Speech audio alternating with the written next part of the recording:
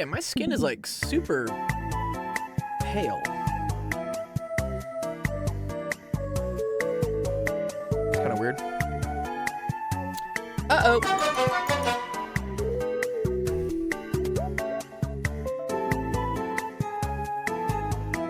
It's like not focusing correctly. What's up, 1K? Good to see you, dude.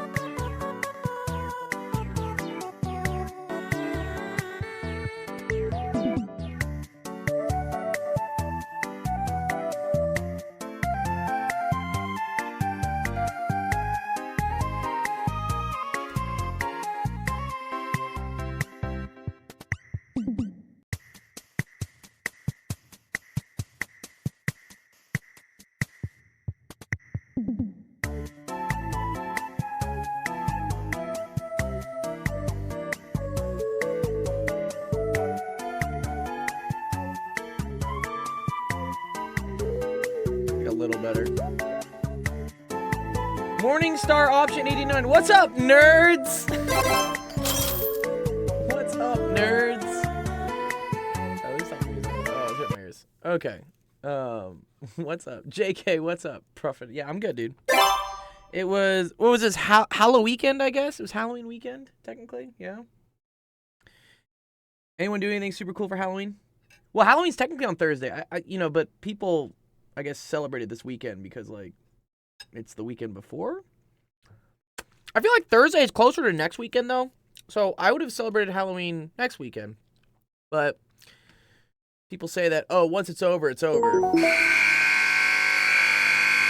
It doesn't count anymore. And I'm like, okay, fine, guys. Whatever you guys want to do. So, yeah, I did dress up. I went out on a Friday. Some people wanted me to go out on Friday. I was like, I'll go. I think I'll go out for the actual Halloween on Thursday. Because that's actual Halloween. We like actual Halloween.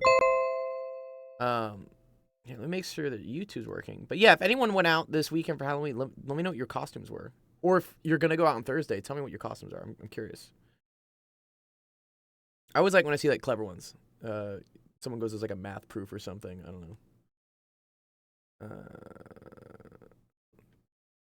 Let's see. Yeah, see. YouTube is finicky. Try it again. I'm too old to do anything for Halloween. You're never too old. What? There's no such thing, dude. No such thing as being too old. You're never too old. Never too old to have fun, I say. I mean, adults tend to have, like, some even cooler, I don't know, Halloween parties, right? That's my lunch for today. Actually, my first meal for today. I haven't really eaten today. I had to go to the dentist this morning. Man, Logitech needs to fix their shit because my webcam looks like fucking ass right now. Let me see. Maybe I'll switch it to my other one. Okay, that one's better. That's like a slightly better webcam. Beep boop. What's up, lads? How's it going, dude? Did you take the SAT recently, Laz? Is that what you did? I'm trying to remember like who did what. Man, YouTube is not wanting to play nice with the live. What's up, Irades? First time. What's up, dude?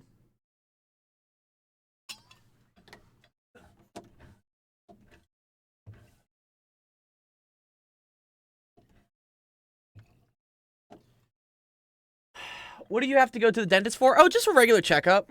I don't know. Checkups are like, for me, it's just peace of mind because then I know that my teeth aren't falling out.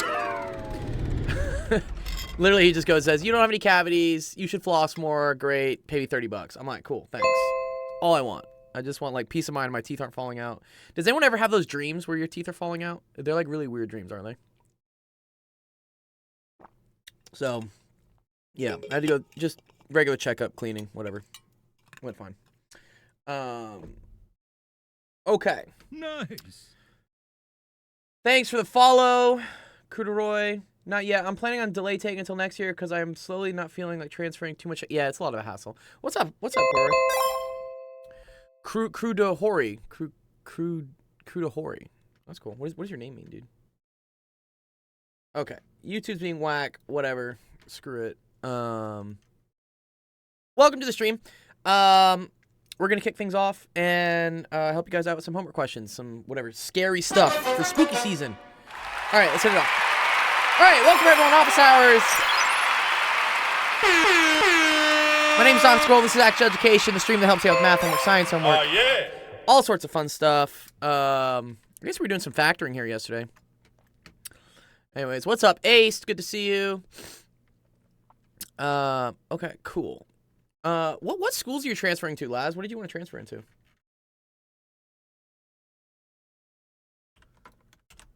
Here, 1K, I'll pull your question up. You get your question answered really, really soon, almost first. Isn't that dope, dude? That's dope.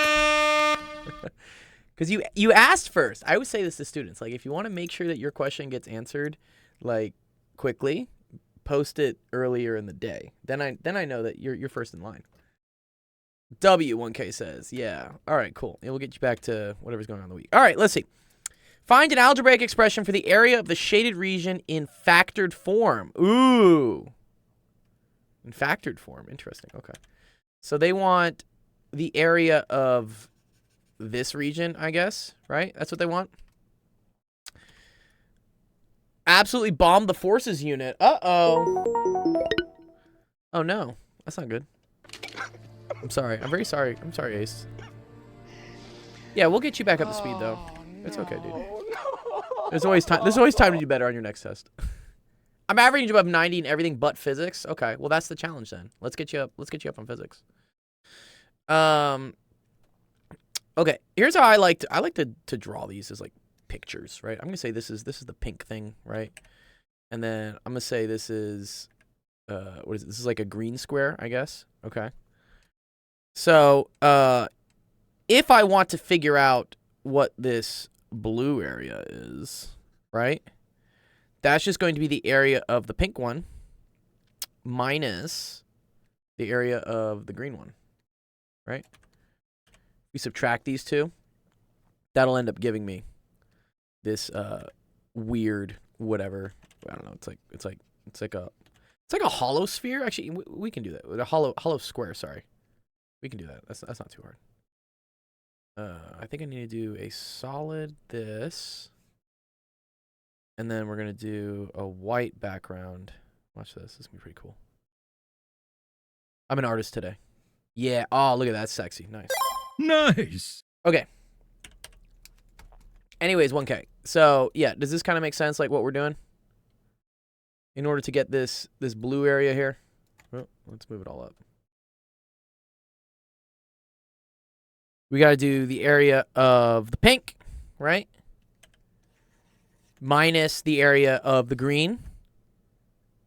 And then we're going to have to do like some solving stuff to make things simpler. Okay. So what is the area of the pink going to be? How am I going to figure that out? Like, what is that going to be equation-wise?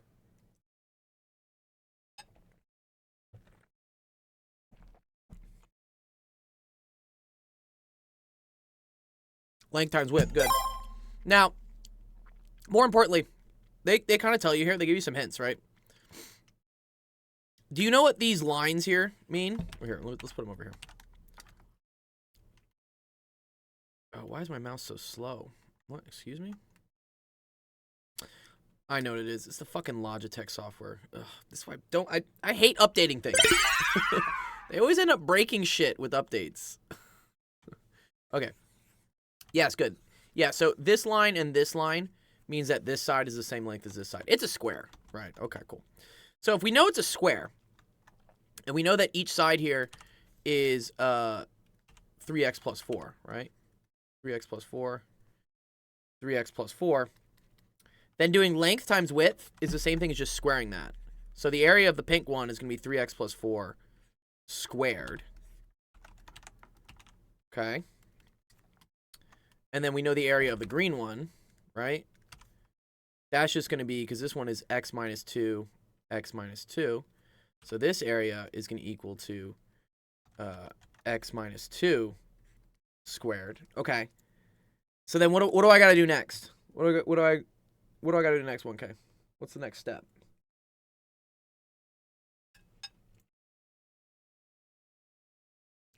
Subtract. Yeah, okay. Yeah, but how do I subtract these things?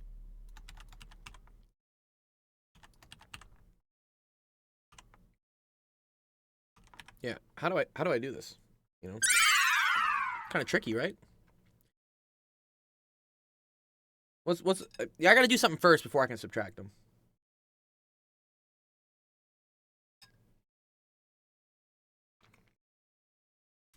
Simplify. Okay. How do I simplify?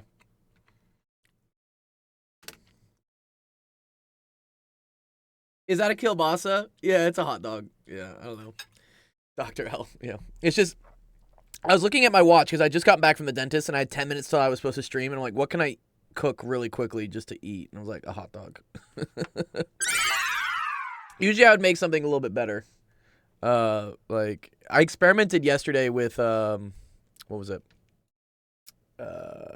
Avocado toast. It is a giant hot dog. Yeah, it is a very giant hot dog. Yeah, it is. Yeah, but here, no, I'll show you. I made some avocado toast yesterday. This is the extent of like when I actually have time to cook for myself. I was like, ooh, let me make something that's actually like tasty. But I only had 10 minutes in between the dentist and teaching, so yeah, hot dog it is. Okay, exponent. Yeah, multiply the exponent by the numbers in the bracket. Okay, so close. Not completely right. You're thinking to just do this, right? You're thinking, oh, I'll just make this like 3 squared x squared plus 4 squared. Yeah, unfortunately, that's wrong. No. Because what? Why is that wrong, 1K? Yes, good. Because this squared thing means you need to multiply these by each other, right? Yeah, so this needs to come out as 3x plus 4 times 3x plus 4. Yeah. Exactly. There you go. Thank you, Laz. Laz has the shortcut. Elle says, my wife and I have been baking your own bread. Oh, nice. What type of bread do you guys bake? My favorite is sourdough. I love sourdough. I heard it's one of the easier ones to bake as well because it just rises on its own or something, right? He says, I just remembered. I'm glad you remembered. That's nice. Nice. Okay. So yeah, and also yeah, Laz is picking up a good trick. So you could foil this, right? But that kind of sucks. Like you're gonna have to do this times this, and then this times this, and then add them all up together. The better trick to remember is that anytime you have like a plus b in parentheses being squared, this is the same thing. Yeah, the Laz method. All right, we're calling it the Laz method now, dog. It's the Laz method. Yeah. This is the much quicker way to do it. So you just do this thing squared plus 2 times this thing times the last thing squared. So that's going to give me 9x squared plus 24x plus 16. Also, difference of squares. No. Oh, you're fucking right, Jeff. Yeah, Jeff. But that gets like super messy. Let's not do that. Right? Because wouldn't it be the first thing times the second thing? And then the other one time plus each other? Yeah, let's not do that. Jeff does bring out a good point. This is technically a difference of squares. For those that see that, it is technically like something squared minus something squared, which is another identity. Yeah, no, difference of squares just makes this more rough. Like you don't need to do that. Okay, all right, yeah. Okay, what do we do with this? What does this become then? Let's use our trick.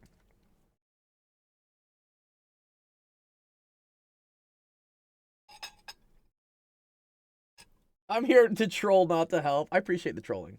Trolling is an art, you know? It really is. While I eat my massive glizzy. Okay. So, doing the trick there, 1K, what happens when I do x minus 2 times x minus 2? Which is just x minus 2 squared.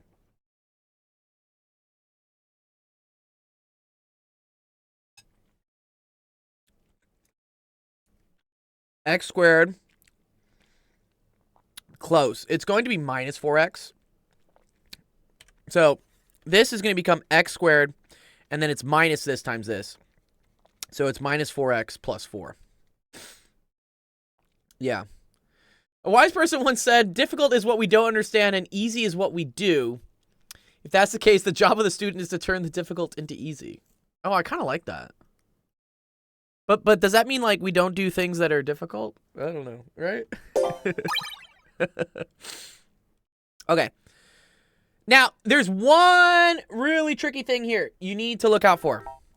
And it's this minus sign right here. So when I did this and I expanded this out, this still has parentheses around it, technically. And then there's this minus sign chilling outside. It's just, you know, just creeping out right there, okay? This minus sign needs to come inside and hit everything. This is the thing that students always screw up. Like, they'll just write this and be like, oh, cool, it's just this one. It's just minus x squared, and then minus 4x plus 4. But that's not right. You got to take this minus sign here, and you got to hit it on everything, okay? So this ends up being minus x squared minus minus, so that's plus 4x, and then minus plus, that's minus 4. Okay? I think the sum turns out to be twice the difference, so we get a cube, but I could be wrong. Yeah, maybe, actually. We'll see. Okay, so now simplifying this. Combine like terms. Right? So this stuff, 9x squared and minus x squared is going to become 8x squared. Then we have 24x and plus 4x, right? That's going to be plus 28x. And then we have plus 16 and minus 4. Okay? Which is going to be plus 12. All right, cool. All right, getting closer. So now we've subtracted the 2, but now they want it in factored form. Which I think, Jeff, I think what you're talking about would get it in factored form. I'm pretty sure. Okay, how do I factor this 1K?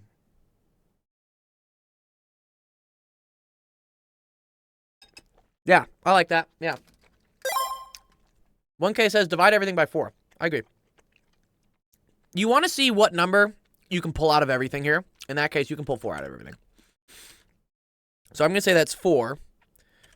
And then this is, what is that? 2x squared plus 7x plus 3. Okay.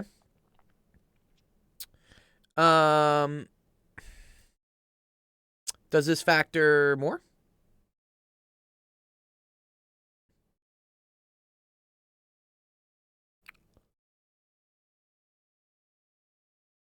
This is sometimes like scary to students.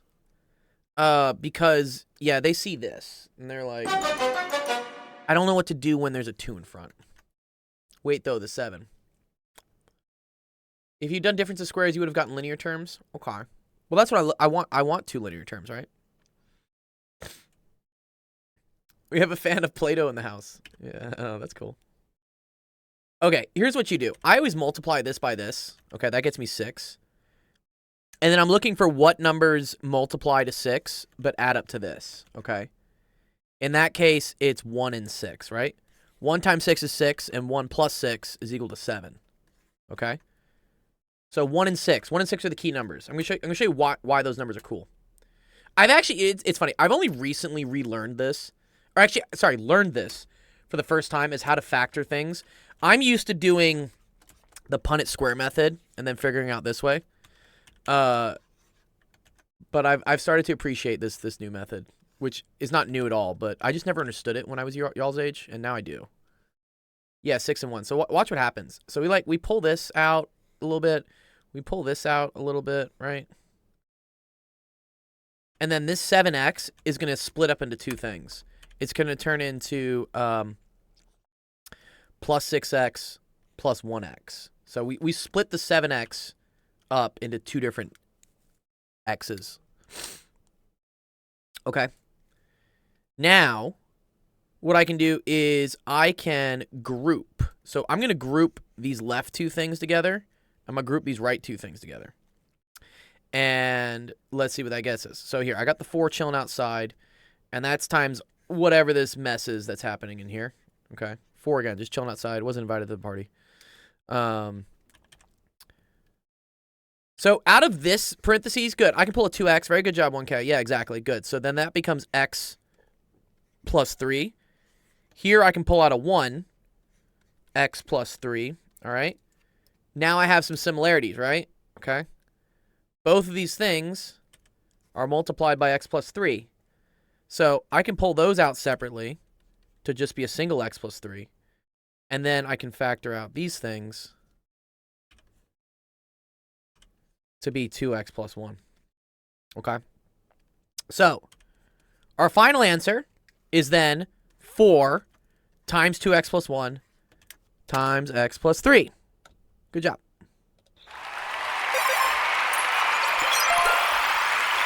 That's kind of cool. That question went over a lot of different concepts. I like that one. That's a good question, 1K. Well done! Well done! 1 bonk. I thought you had 30. Oh, did you redeem? Did you redeem the next tier? I forgot if I got you the tier already. I finally know how to do this. Congrats. Okay, cool. Yeah, all right. I'll check my sorry, I just got back on a Discord today, so I'll check my DMs. Yeah, I got you. I'll do it later today.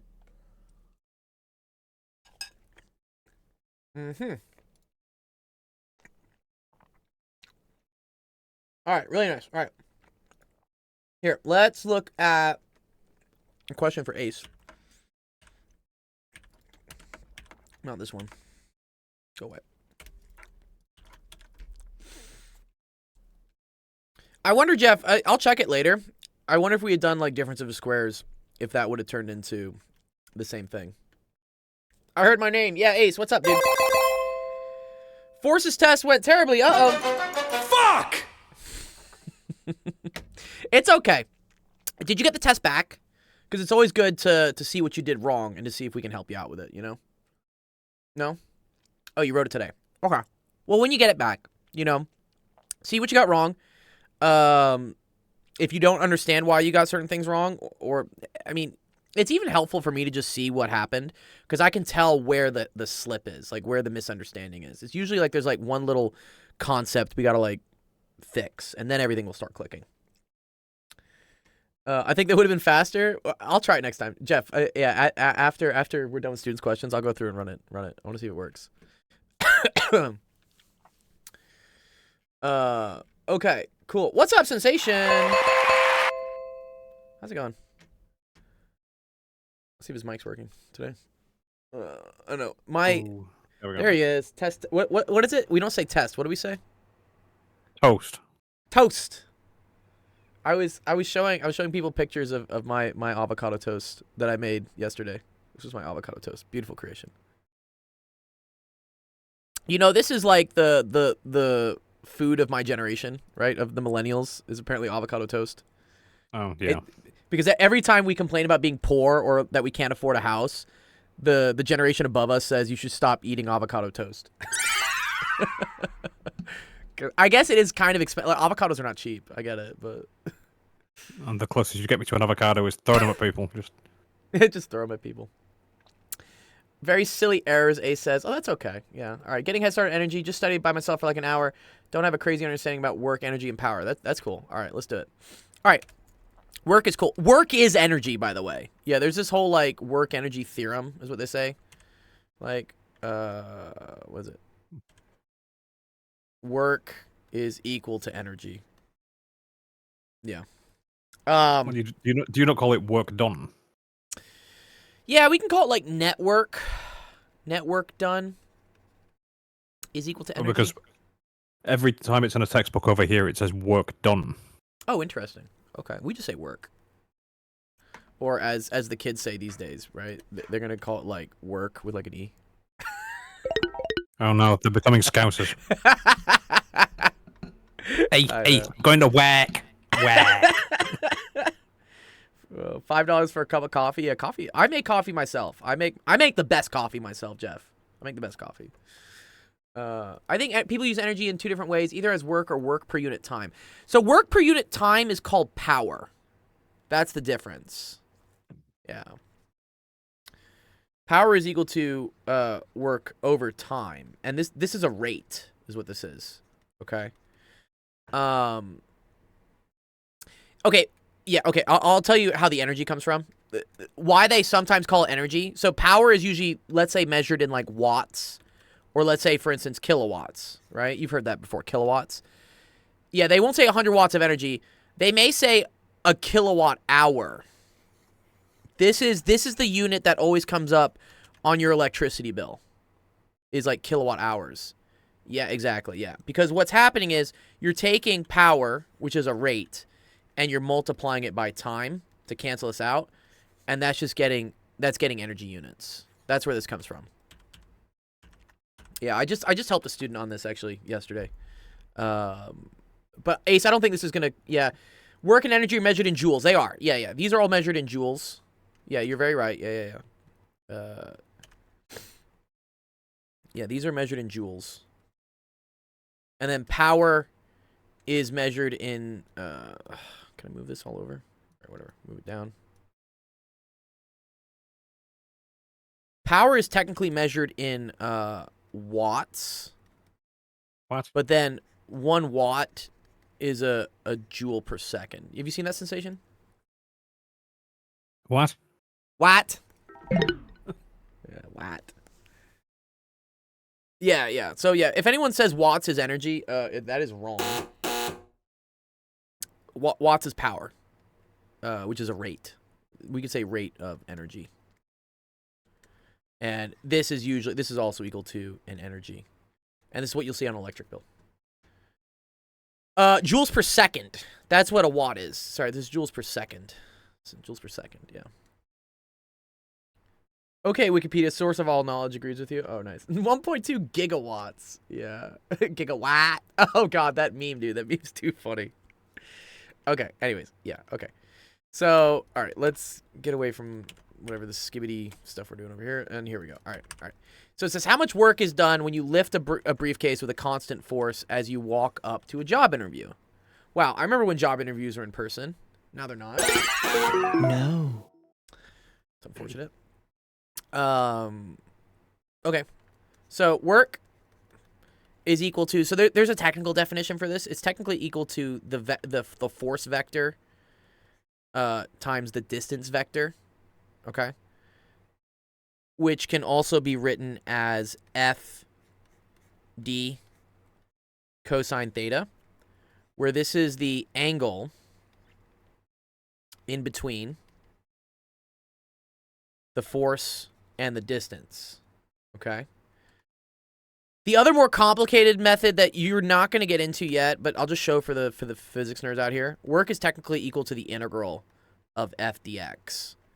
So this form works if force is varying as a function of position, which it does for a spring. Like for instance, a spring, the force that acts on a spring changes as the spring gets stretched and not stretched. Integral, yeah, don't worry about the integral, Ace. It's okay. Exactly. Dr. L's right. It works for constant force, right? Yeah, this is assuming constant force. This is assuming the force is not changing. No angle. So technically there is an angle. It's just, in this case, the angle is 0. So when we lift a briefcase, right? Here, let's draw like a little diagram, right? So this is briefcase, right? The force you're applying, right? This is the force, is also in the same direction as the distance, right? This is the distance that you're moving. So if you're moving the briefcase, up, then the force is applying in the same direction as the distance, yeah. And then I'm going to get into another concept here, which has to deal with what's called network and kinetic energy, all right? Because, yeah, really what I should say here is the network done is equal to the change in kinetic energy, which I don't know. Have you learned kinetic energy yet?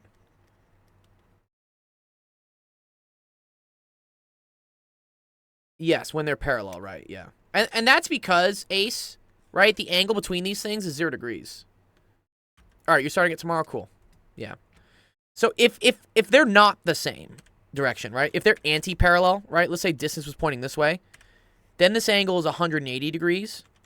And something you should remember from trig, I know this is why you guys are like, No.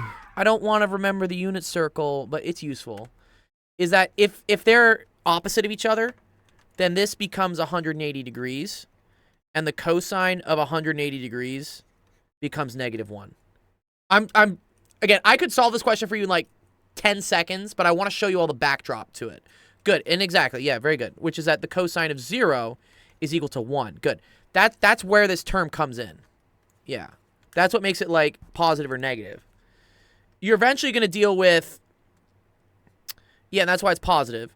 You're eventually going to deal with, for instance, you have something and you're pushing it like an angle, and then you only really care about like this amount of the force that's going in the direction it's being pushed. If we were pushing the briefcase to the right. Yeah. Yeah. Okay, cool. So this isn't bad. So, yeah, it's just force times distance, angle 0, that's 1. So this is just going to be equal to 19.6 times 450. May the work be with you. Yes. Or as I keep seeing in the news, no one my age wants to work. Or the age below me doesn't want to work. I don't know. Also, like, there are no jobs. So, like, I don't, like, can't really find work. So it's x, it's yeah, and anytime 0, it would be 0. Yeah, well, anytime the distance and the force are perpendicular to each other, then there's no work done.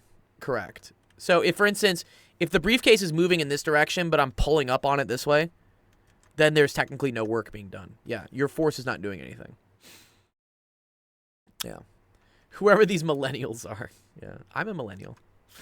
Okay, so anyways, you can do this in a calculator, right? We can do 450 times 19.6, and that's going to get us 8820.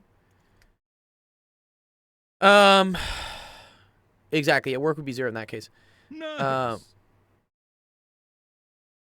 Oh, I fucked up. Yeah, sorry.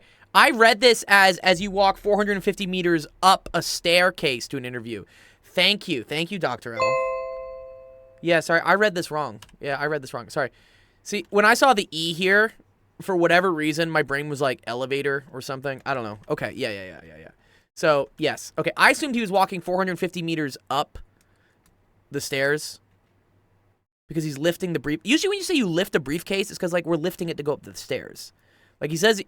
I would say when you hold a briefcase, he's holding it, and then he's walking. Yeah, okay, so yeah, this is technically 0. Yeah, thank you. Okay, sorry, yeah, I didn't read that part. Important to read stuff. Yeah, I make mistakes too. Yeah, okay, cool. Yeah, they put, well, it's funny, they put up, and then they put east. Okay, cool. Yeah, so in this case, yeah, this is 0, and so all the work is 0. Yeah, you were right. Yeah. I read it as, like, going up. But, yeah, that would be 0. 0 work. So, this guy's going to his job to do 0 work. And he's, you know, he's not starting off on a good foot. Because he's already doing 0 work going to his job interview. Yeah. There's actually something cool here. I'm going to show it to you real quick. And it has to deal with energy. Okay. So remember how I said that, no, the guy is moving. The guy's moving. He's just not doing any work. Like, the force of him...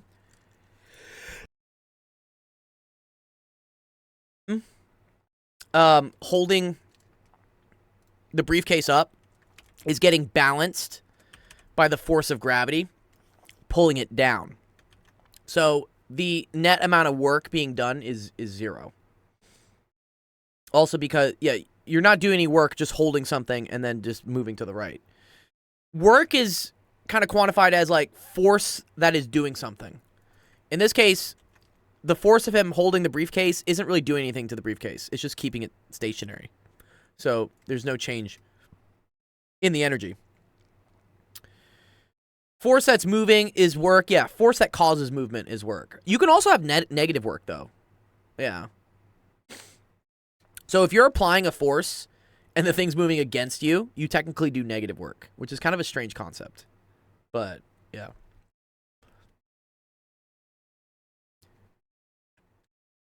But here, I'm going to show you a fun little thing here. Okay. Let's say you have the force of gravity pulling something down, right? Which we know is equal to, right? That's equal to mg. Okay. Negative work is when kinetic energy is negative. Yeah, I'm going to get to that. So here's what we talk about. So there's something called like kinetic energy and gravitational potential energy, all right? So kinetic energy, Ke, is equal to 1/2 mv squared. And the potential energy due to gravity, which sometimes we write as UE, is equal to mgh, okay? And then the key thing is that the total must always be constant. Dr. L says, work is a transfer energy. The briefcase gravitational potential energy is not changing, nor is its kinetic. Therefore, there's no energy change, no work. Exactly. Yes. And I'm going to show you how, when energy does change, that it's due to the work. Yeah, just write UE, whatever. Okay, so that's constant. So let's say, for instance, I have a briefcase that is located, and let's give some units here. Let's say it's located a distance d up in the air, okay? Let's say this is at like t equals 0. And then afterwards, this thing has like, you know, hit the ground, okay? And let's say this is at like t equals, I don't know, some final time. You say like t final, okay? We can write out, oh, and let's assume here, right, that v equals 0, and then here we'll say that v equals v final. Like, so the thing starts having no velocity at time 0, and it just drops, and then it hits the ground, and it has velocity. And we're gonna show how work and all this stuff plays a part. So if I wanted to write out what the potential energy was here, or the kinetic energy, right, Ke, that would be equal to 1/2 m, and then v squared here would be 0. Because it's not moving, right? So this is equal to 0. And then potential energy would be equal to mgh, which in this case is mgd. Okay, cool. For your mechanics lab? Okay, yeah, maybe. Yeah, let's see. Okay, so we would say then, right, that the total is equal to mgd. Okay?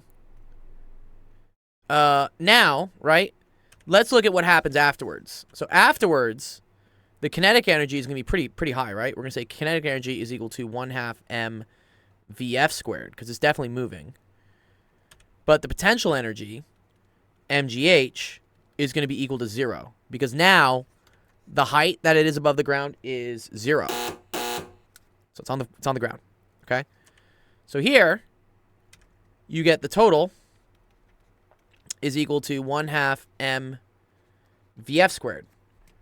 And so this is the key thing I want to show you here, right? Is that the kinetic energy, right? Ke goes from 0 to 1/2 m vf squared, right? And since these totals have to be the same, right? The total energy here has to equal the total energy here. This is also equal to the initial potential energy. So the final kinetic energy is the same as the initial potential energy. Because at the beginning, there was no kinetic... Oh, sorry. At the beginning, there was no kinetic and just potential. And now there is no potential, but there is kinetic. So this change is the same as this, okay? All right, so kinetic energy went from 0 to mgd. So this is the big concept I wanted to show, which is that the net work done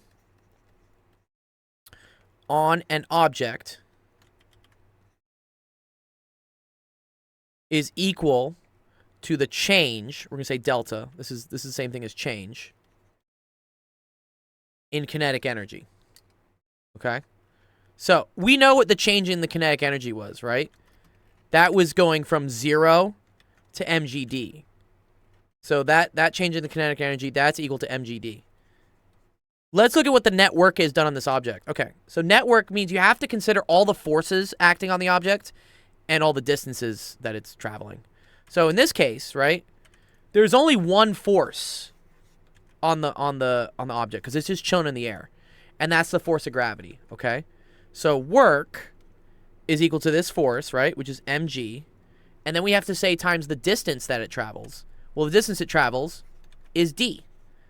And then, again, this work is positive because the force is down and the direction that it travels is also down. This is called the net work done on the object. And this work is only done by the force of gravity. If we had other things such as air resistance or, I don't know, a parachute, then you have to consider the work done by the other forces as well. But in this case, you just have the thing falling. So the work is just the force of gravity times the distance, mgd. And notice how that, right, that net work done on the object, mgd, is the exact same as the amount of change in the kinetic energy. So this is the big concept. Yeah, it's pretty fucking cool, right? Dr. L says, oh, excellent explanation. Yeah, thanks, man. Yeah, honestly, like, work energy theorem always gets, like, botched, and I try to show this as, like, the example of where it comes from. Or an example of it. I don't know if this is where it comes from, but this is a pretty simple example of why it works. Yeah. So, yeah, a lot of times you're going to get... This is the classic question. They love to give this one. They'll do this. And, they'll have, like, some object. You'll get to inclined planes. Have you done inclined planes yet, Ace?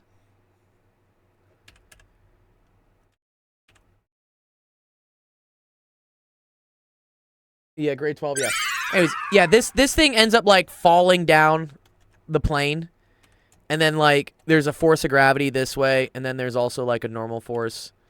And what they end up asking is, like, what is the speed of this thing at the bottom of the hill? And then also, like, what's the work done by gravity? Yeah, okay, a little preview. So, you end up looking at just, okay, cool, this thing travels, right? From here down to here. Work done by gravity, right, is force gravity times the distance times cosine theta, right? If this is the distance, then distance cosine theta ends up really being just the change in the height. And so this ends up being MGH again. It's cool. It comes up a lot. Anyways, yeah, so cool. I'm glad, yeah, good question here. Yeah, and I'm glad you got to see a little bit of a preview of what's to come. Nice.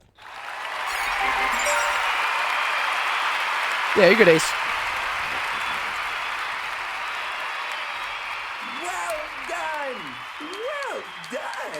Yeah, for sure, for sure. Let me see what Laz is talking about. Oh, wow. Do we have Hamiltonians here? What's going on here, dog? This is the initial theoretical model guy had. Quite significant difference between the predicted and the measured. Initial ball starts at rest. Uh-huh. Is this Lagrangians? Are we doing Lagrangians here? I feel like we are.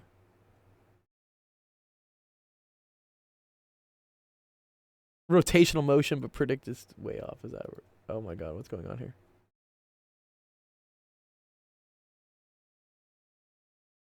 Oh, the distance, L. Oh, wow. Dude, you're doing some advanced stuff here, dude, Laz. What the hell is this?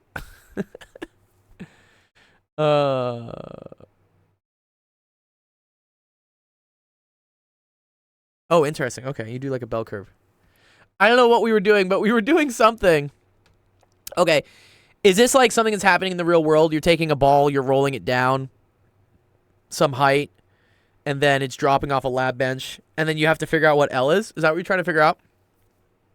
Also, why are there deltas here? Is it that's the error, I guess?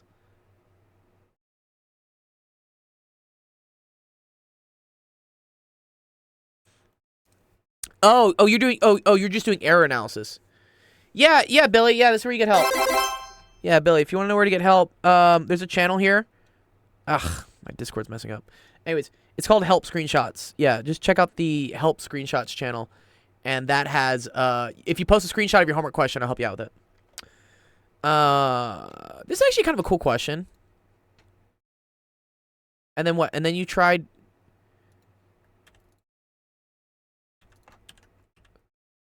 I'm sure you got this right, Laz, but I just want to see if I get it right. If that, you know, let me just see. I'm just curious. It's kind of a cool question. So you're saying a ball... you're trying to figure out an equation for L. And you got that L is equal to 2 square root of HH. Is that it? Okay. So I'm going to talk about kinet. Yeah. All right. Well, let's see. So I want to figure out what the velocity is here, because once I know the velocity here, then I know, move out of the way. Stop. Okay. One sec. Where's my ball? I need like a nice circular ball. There we go. Okay, cool. It's a projectile with initial... yeah, exactly, yeah. Well, so, yeah, mg little h. Yeah, very good. Very good. Well, no, square root. Right? So, this has a height, right? mgh, which then has to equal to 1/2 mv squared here, right? M's cancel. So, v is just equal to the square root of 2gh. That's the velocity here. To the right. Yeah, you're right. No, you got it. Yeah, kinetic energy, velocity, same shit. You know, whatever. Okay. Yeah, so that's where that comes from, right? And then you want to know the distance it travels in this direction, right? Okay. So that's square root of 2gh, little h, times the time that it takes for it to fall. And that's another quick equation you can do, right? So big H is equal to negative 1/2 GT squared. Which they're both negative, right? The height change is negative. Okay.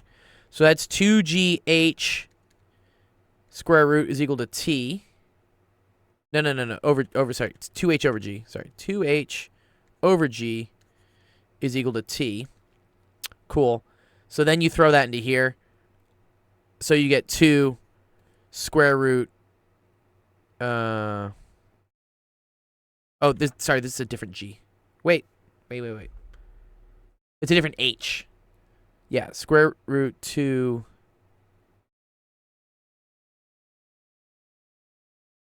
H. Yeah, no, I get the same answer. Okay. Yeah, so what, yeah, yeah, so if you want to know, yeah, why, for instance, your experimental data and what is it? Yeah, so this doesn't match with this. Number of reasons. You do technically... Do you have to take into account... I think you have to take into account the rotational inertia of the ball. Right?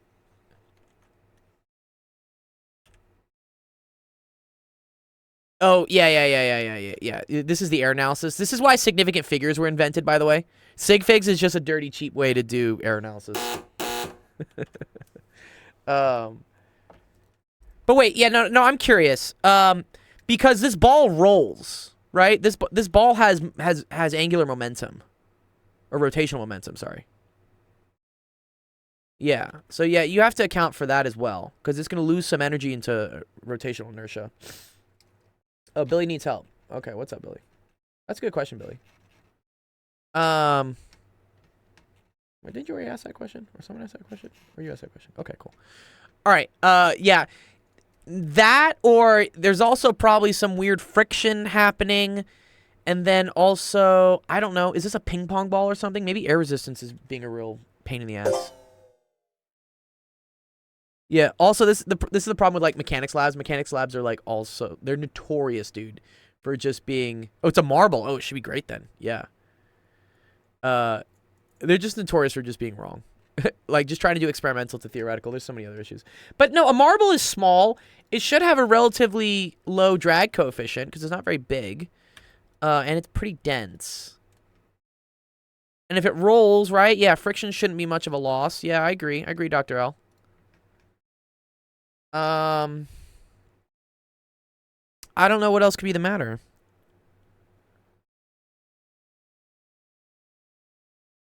Yeah, this is where they always ask, like, the classic, like, what are some sources of error in your question? Okay, what's up, Billy? Here, Billy, let's help Billy out with this. Use the information given in the figure. Yeah, you definitely need rotational energy. To find the length EC. If applicable, round your answer to the nearest whole number. Draw the length. The lengths are not drawn accurate. Okay, cool. Okay, so they want this. You don't know where you start. You just start Algebra 1. That's totally cool, man. It's all good. We'll help you out. Okay.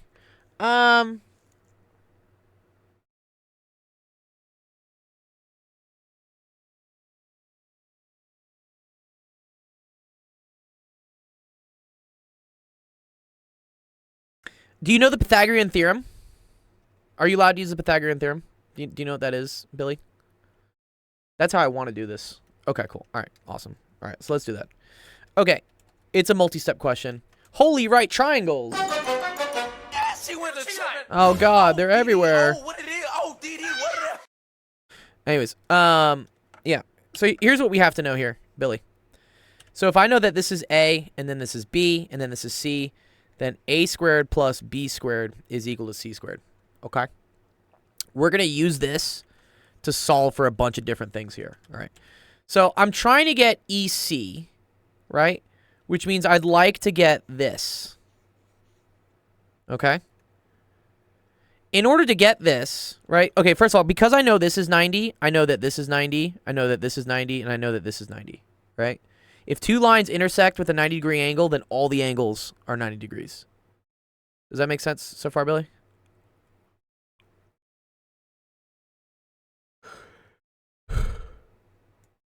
Cool. All right. So if I want to get EC, I kind of see that it would be nice if I could just do this triangle, right? Like, this triangle would help me out. However, I only have one of the sides, so I need to find this side, right? If I can figure out this side, we'd be golden, per se. One way to get this side is to think about, I guess this triangle we could think about. That would be one way to do it. Or, I could try to solve for this triangle. And then once I have that, then I can solve for this. Okay, all right. I think that's how I want to do it. Okay, but in order to get this triangle, Billy, right, I need this one as well. All right, there's a lot of triangles we got to solve here. We're going to start just, I know that I just need these sides. And eventually, if I have enough of them, I can probably figure it out, right? I agree. So, I'm going to go for this one first. Because this is my first triangle, Billy, right? Where I have two sides of a definite right triangle. Okay, so in order to solve for this side, AE, right, I know that 20 squared plus whatever this is, let's call this like AE squared, has to be equal to 25 squared. Okay? So we do a little bit of math, right? This is 400 plus AE squared is equal to, is 25 squared, is that 625? I want to say it is. It is a 345. I agree it is. I'll show him that trick next. Yeah, 625. Okay. So then you get minus 400. Minus 400. You get AE squared is equal to 225. Which then when you take the square root, Billy, right? You get that AE is equal to 15. Okay? So that tells me right away that this length right here, this length is 15. Yeah, you got to go after DE, right? Does that make sense so far, Billy? Got it? All right, cool. All right. Now you have this triangle, okay? Which we can solve for. Here, I'm going to use a different color for that one. Let's use green. Okay? So that triangle is going to be DE squared plus 15 squared is equal to 17 squared. Which, okay, cool. So you get DE squared plus 225. I do not know 17 squared, unfortunately. 289. I should know that one. It is another. Yeah, you're right. These are all triples. I'm going to explain what Jeff's talking about in a second here. But yeah, he's right. So DE squared is now equal to 64. DE is equal to 8. Yeah, we know these are Pythagorean triples because all our numbers here are like super nice. Impressive. They're really nice. Very nice. Dr. L says you could use a difference of squares on these. Maybe you could actually. Okay. Anyways, okay. So this is then equal to 8. Yeah, it's all connected, dude. Math is all connected, man. All right. And now the last one here, right? The last one is this good old pink triangle we're going to solve for, which is that 8 squared plus EC squared is equal to 28 squared. So EC squared is equal to, I don't know what 28 squared is. That's a big number. 784 minus 64, which is 720. This one is the only one that's not a Pythagorean triple, I don't think, right? So EC is equal to, is 720 a thing? Is that a square root? Yeah, it's not. 2623. Wow, the last one they messed us up on. Yeah. There we go. Does that make sense there, Billy? Yeah? That one comes around. It's kind of cool.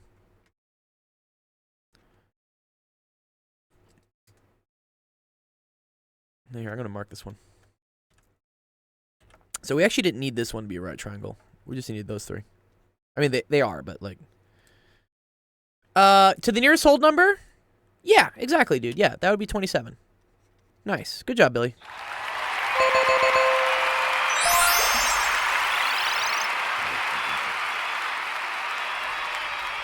Well done. Well So, done. What's up, dude? what does this say? What does what say? Are you showing me something? You showing me something? What are you showing me? It's there, and it's there at office hours. Oh, okay. One second. I gotta go check upstairs. I thought it was in the chat. Still waiting for it.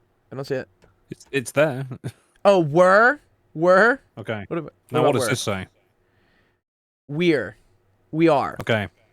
Now, you didn't pull him up on that when he said "we are" for "were." He wrote "were," which it made the sentence meaningless. You really should have pulled him up on that one. Oh, should I? Oh, Sensation is our in-house grammar policeman or spelling, which I appreciate because like I feel like the kids should be able to spell and use grammar, please. Well, no, it's not even that. I mean, there's being lazy and writing the letter R for Sure. A-R-E. Yeah, And then yeah, there's yeah. just, no, that's bollocks. What the fuck have you just written?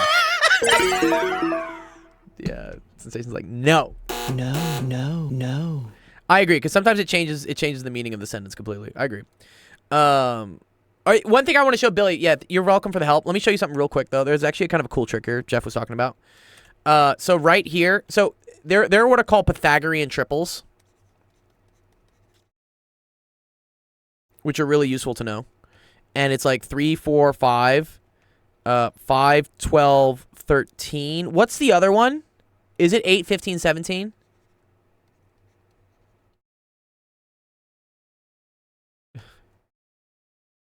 But these work also as multiples. So also you can have 6, 8, 10. Was it 9, 12, 15? And then all the way up to, I think, yeah, in this case, you could have 5, 20, 25. Because then this is this one times 5. Yeah, the reason why I bring this up is that sometimes it's easier to just recognize that you have one of the Pythagorean triples here instead of having to go through and do this ugly Pythagorean theorem stuff. 15, not 5. Oh, yeah, sorry. Yeah, I fucked up. My bad. Yeah, 15. Yeah, there we go. Okay, cool. So, yeah. So I'm with Jeff here. If I see 20 and 25, 20 and 25 I know is a times 5 multiplier of the 3, 4, 5. So what these Pythagorean triples say is that this squared plus this squared equals this squared. Here, yeah, that's how like they kind of work. And it'll save you some time. I know this one and this one. I forgot about this one. Is that the 8, 15, 17? It must be. Yeah. Yeah, it's okay, Bill. Yeah. Your teacher probably didn't. This is just a shortcut. So if you ever see triangles that match like one of these patterns where it's a multiple of 3, 4, 5, or if it's a multiple, this one comes up a ton. The 10, 24, 26. I see this so many times because squaring this is ugly. Sucks. You don't want to do it. But if you can recognize that it's one of the patterns, then you don't have to do it again. Anyways, yeah. Perfect. Glad that helped, Billy. Yeah, feel free to ask more questions whenever in our streams.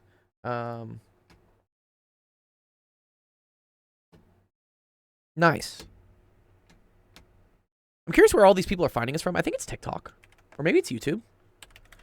My TikTok's been like kind of blowing up recently. Yeah. All right. Yeah. This one is. Oh wow. This one's up to 220K. Oh man. Nice. Okay. So that's probably where we're getting some traffic from, and then YouTube. Let's see what YouTube's doing. Oh, okay. Almost up to 3K now. Let me see the studio. Always like looking at analytics. Oh wow. Yeah. Okay. 380 subs in the last month. Oh nice. That's dope. That's dope. What's hitting so well?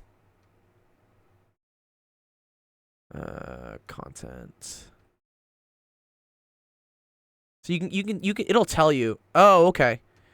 Oh, nice. People finally found the inverse function video. So this happens a lot, guys. This is why I always say like don't get too dejected. What's the name? Defeated. What word am I looking for? Sensation. Don't get too demoralized by things not going viral like right away, because I released this video like a week ago and it's only just now that it's starting to like hit, because for whatever reason the algorithm like starts showing it to people, and so yeah, this thing got 10,000 views in the last couple days. That's sick. Yeah, look at that. Yeah, okay, cool. Anyways, nice. Here, let's see what other question. I think yeah, that's something. What else do we got? Miko needed help with this one. Let's see this. Number 8. Let's see if we do this for Miko real quick. Is Miko online? Miko.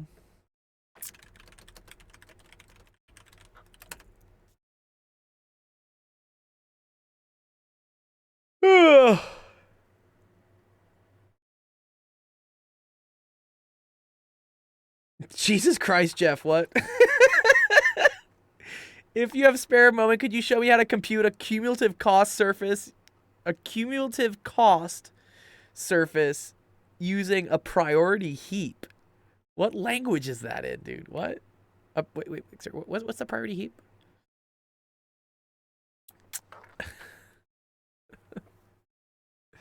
It sounds like a C++ question. Wait, I'm waiting for this to load in. Looks like we're dealing with ice cream. Oh, man. It's a data structure that helps high priority ease. Okay. Well, I know what the heap is from, like, C++. Right? That's how we manually assign, like, data to be able to retrieve easier, right? Is that where the heap comes from? I think it is. Okay. Miko needs help with number 8. Let's pull number 8 out for them.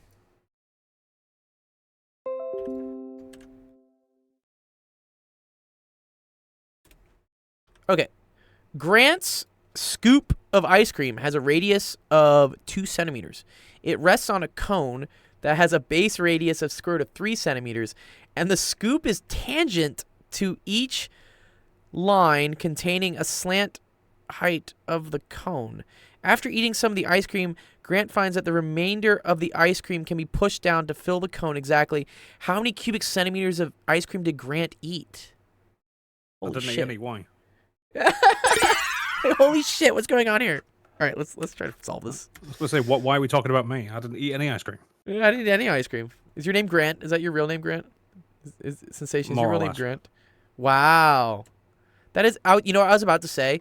I don't know many Grants in my life. I actually only have one Grant that I really know. He was one of my best friends in college. And now he flies submarine hunter airplanes in Japan, patrolling the North China Sea. Pretty cool. Another special I was going agent. to say, quick segue. Yes. That's not what's written on my birth certificate, though, but that's what the English call me because they can't pronounce my real name. Is it Grient? Is it like do you have one of these weird It's- things where it's like this? It's some Gallic name that they can't pronounce. Yeah, I like unique names. Unique names are dope, dude. I have a feeling sensation that if you're named something cool and unique, you're like destined for greatness. You know? Cuz just by What's it- definition, you grow up in life having like a different viewpoint of yourself. All I want to know is why is it that the English can get some Gallic names right, or Celtic names generally, like Siobhan, for example. Oh, I know what you're talking. This one? Is this how you spell Siobhan? Siobhan? BHAN. Oh, right, I'm close. Like this? Yeah. Yeah. But Irish and Scottish are pretty much similar in that respect. Wait, if so you this can- is if you this can- is Siobhan. So like this is like a V, and then this is like a sh, right? Or Yeah. sh. But then it gets weird because BH isn't always V. Yeah. The only reason I know this is from Succession. One of the main characters is named Siobhan. Otherwise, I wouldn't know that. So maybe it's a popularity in film sensation. Like maybe certain characters, their name come up in film, and then people remember them. Possibly. A lot of Irish people went to the US. There you go. Right. Yeah.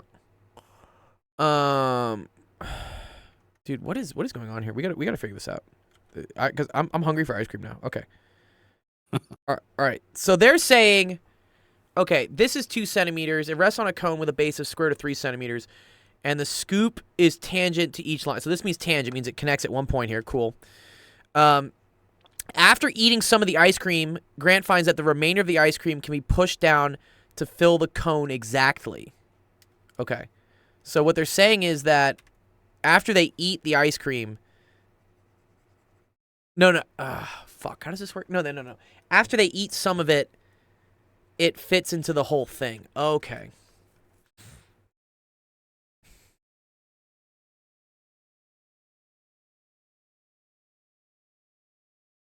I see. Because as it stands, right, there's too much ice cream for the cone. Won't fit. So I gotta like nibble some of this so that eventually this volume fits into this volume. It is 2 volumes. I agree. Here's my issue though. Do I know the height of this cone? Right? Because volume of a cone is equal to 1/3 pi r squared h. Right? And then I know volume of a sphere is equal to 4/3 pi r cubed. So here's the thing here. If I know what the height is, because I already know r. R is this, right? This is already square root of 3. If I know the height of this cone, then I can figure out how much you have to eat. Ah, fuck.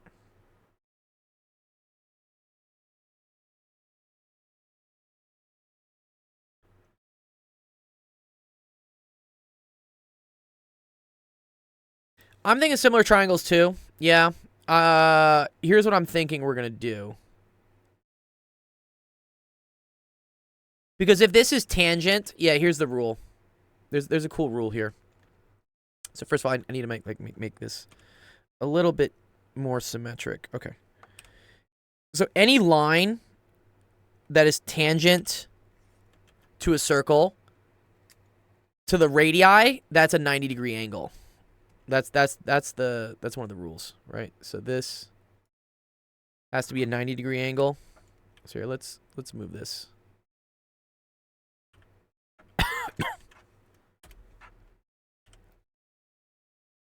Right, yeah.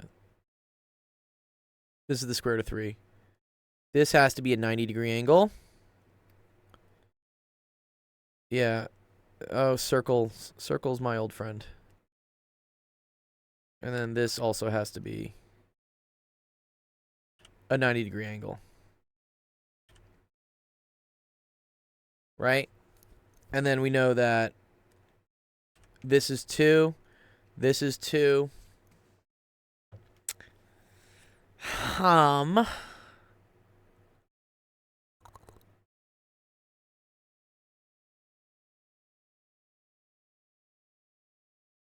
Yeah.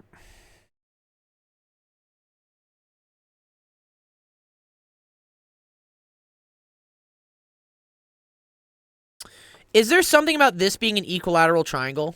Does that happen? Do we know if that's true? No.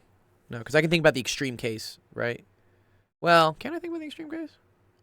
Yeah, right, because if this was my triangle, then this length is going to be much bigger than this. Okay, so that's not equilateral.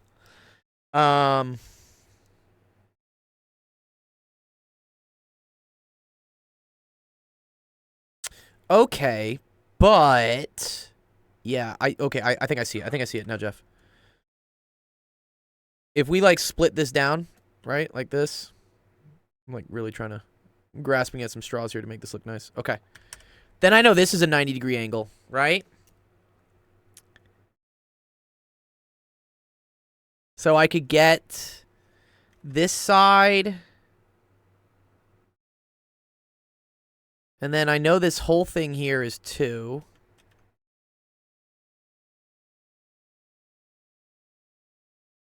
Correct. No, the whole... yes. No, it's not 2 plus h.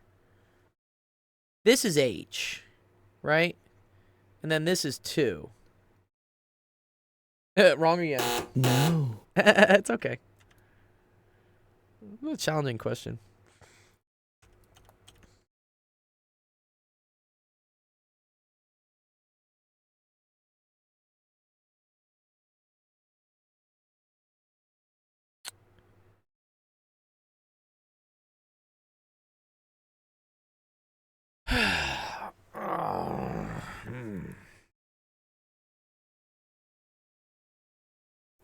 Yes, I agree with that. Yeah. Jeff is correct there. Perfect. Yes, if I do the Pythagorean theorem here, right, yeah, this line is 1. Yeah, this is 1. Yeah, I agree. This is 1. 1 for 4. Hey, you know what? A win's a win, bro.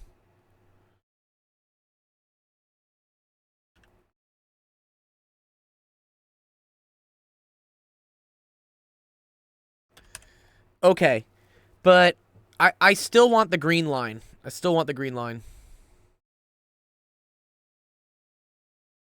Or the light green line, right? So this... I mean, it's h plus 1. Okay, cool. Yeah. Yeah, this is... Yeah, the whole thing is h plus 1.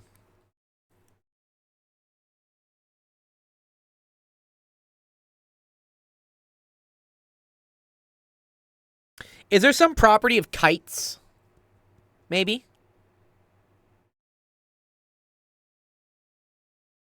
Like, I can figure out... Oh. Oh, yeah, I think we're done here. Yeah, here's what I'm gonna do. Here's what I'm gonna do. I'm gonna figure out what this angle is, right? And then I know this is a right triangle, and then I'm gonna use trig. Yeah. Good old trig. Watch this. I feel like this is gonna work. Okay. I'm gonna call this theta. Okay. I'm gonna say that yeah, watch this. Okay. I'm gonna say sine of theta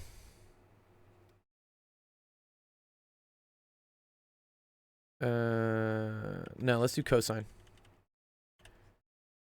Cosine of theta is equal to 1 over 2, right? Adjacent over hypotenuse, okay? That's for this triangle. I don't think this theta is 90. No. Because theta is just half of this, right? And then cosine of theta is also equal to the adjacent over the hypotenuse, right? Here, let's call this, let's label some points here. I'll call this C, A, B, D. And that's also equal to CD. I think I'm correct in doing this, right? Because I know for sure this is a right triangle.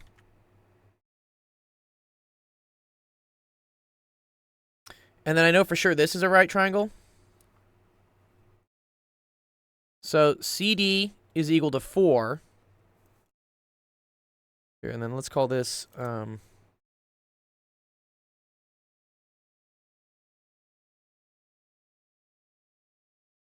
yeah, exactly. Okay, cool. Yeah, thanks, Dr. Yeah, okay, I'm gonna call this X. Whatever. So if CD equals 4, then XD equals 3. Nice. Which is equal to the height. Okay, so now we're done, right? So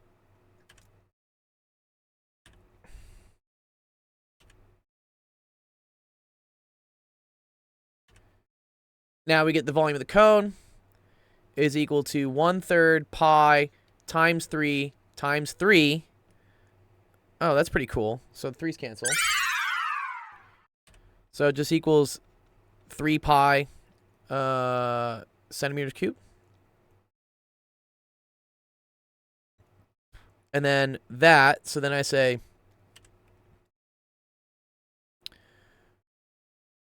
oh, and that's just how much you have to eat. Oh, okay, cool. Nice. Okay, yeah, that's the final answer. Answer. Did I do something wrong? 1/3. Yeah, 3 pi's, right? Yeah. Yeah, 1/3 square root of 3 squared is 3. Yeah, okay, cool. Awesome. Yeah. Fun question, actually. I like that one.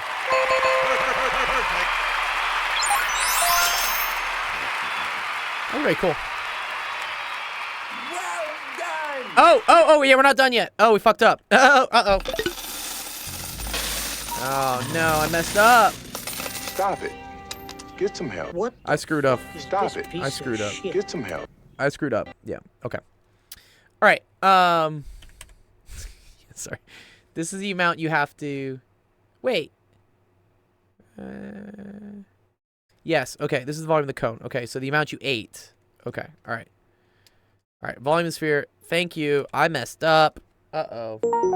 It happens sometimes. Okay. So this is 4/3 pi times 8, right? Because it's 2 cubed. So that's equal to 32 pi over 3 centimeters cubed. Okay. And then we can say the amount 8 equals volume of sphere. I got ahead of myself, but no, it's cake at this point. Volume of the cone. So that is going to be 32 pi over 3 minus what does that mean? 9 pi over 3.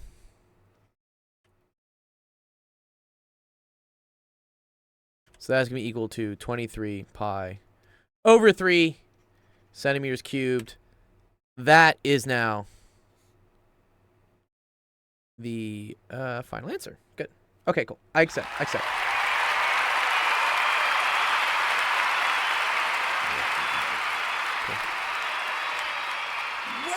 done.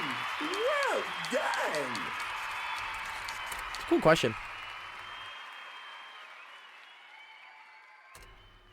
Yeah, nice. Bum bum bum bum bum. Nice, 10 bond coins. Wait, did my thing not go off? What's wrong with Sammy now? Yeah, Sammy's connected. The hell? Weird. Okay, cool. Hey, thank you, Sensation. I do need to drink water. Yeah, make it rain, Sensation.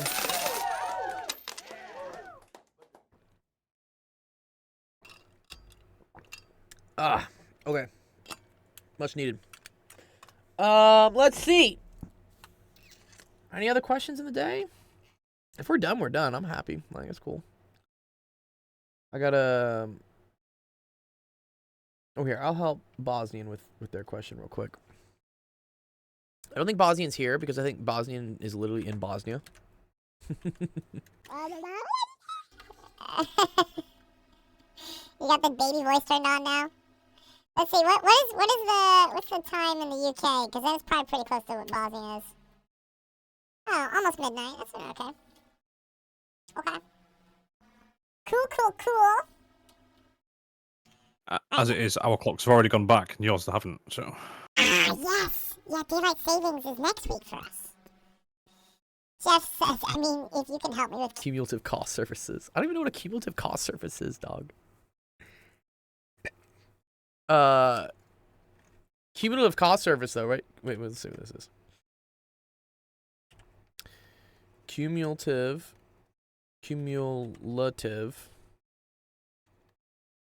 cost surface.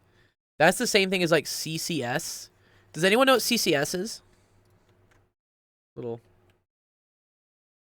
Let's see. CCS. CCS used to be a skater zine that back when I was a skateboarding kid. Yeah, it was called CCS, the skater zine. I don't know if people remember it. But yeah, it's where I used to always buy like skateboard stuff. It was super cool. I was a skateboard kid growing up. And then I found out I wasn't cool enough for the skateboard kids, so then I just became a robotics, like, computer science nerd. And here I am now. Alright, here, let's help Bosnian out. So, we got 6 root 2 plus 2 root 18 plus the square root of 2 minus 3 root 18. Okay. So number one kind of rule here, anytime you're trying to add or subtract radicals, they gotta be the same radical, okay? So, for instance, I can't do square root of 2 plus square root of 3. That does not equal the square root of 5. Kids seem to think this is how this works. It doesn't. But if I had, for instance, 3 root 2 plus 4 root 2, that would be equal to 7 root 2. That's correct. You can add the roots, you can add the numbers outside as long as the number inside the house is all the same. I did wear skateboard shoes. Does that count? I think that counts. Yeah, you're a skater. Did. Yeah, Sensation probably still does. Yeah. I'm wearing Airwalks right now. Airwalks. There we go. Yeah, Airwalks. Yeah. And Vans. Vans were cool. I'm trying to remember the skater shoes I had. I think they were Vans. I think I had a pair of Vans. Wait, someone always does like this. There's a funny like math joke with this. One sec. Vans math meme. Yeah, it's this one.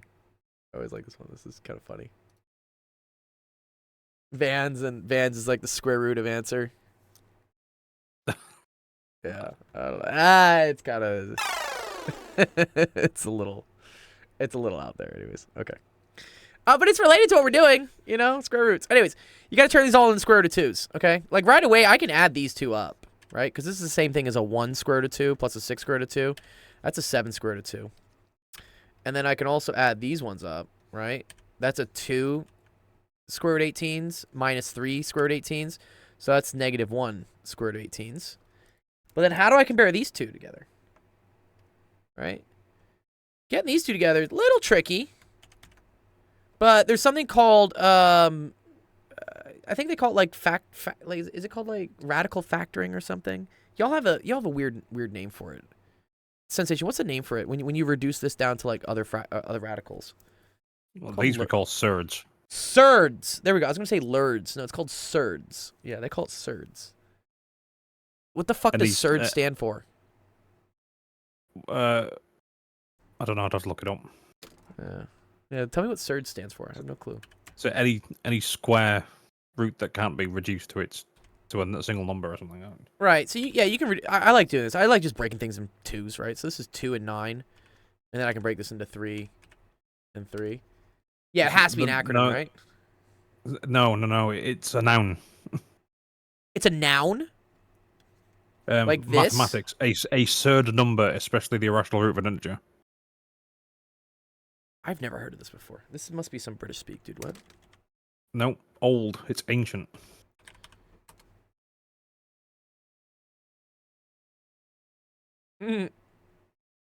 Wow, a surd number, the irrational root of an integer.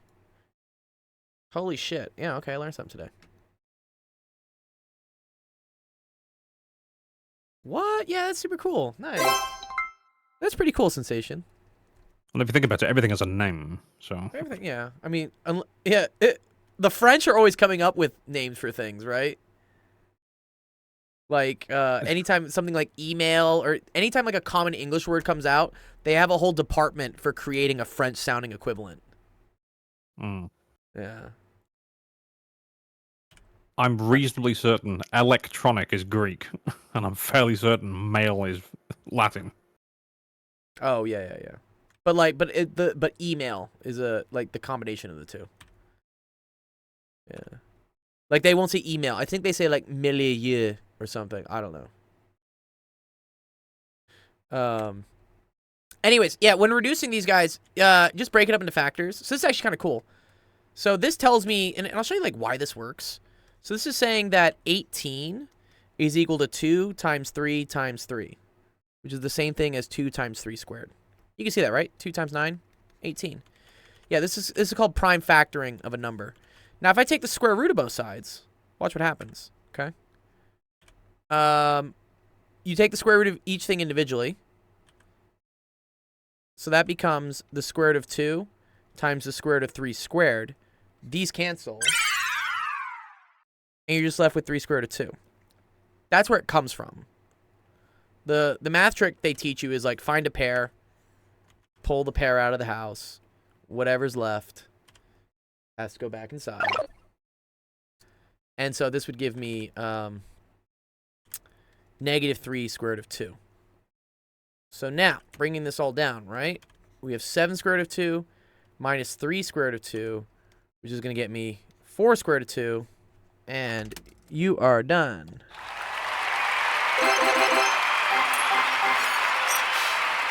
That's pretty cool. Well done!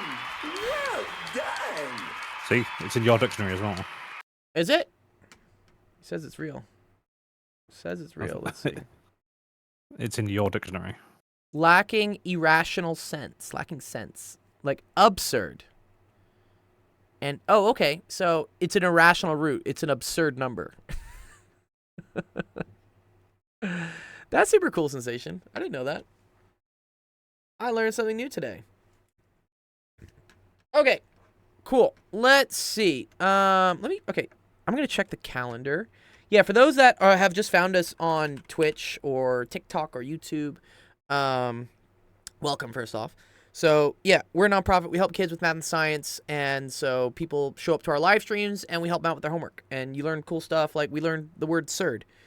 If you ever want to see any other really cool streamers that we partner with, you can just type here calendar.actualeducation, and it will show you...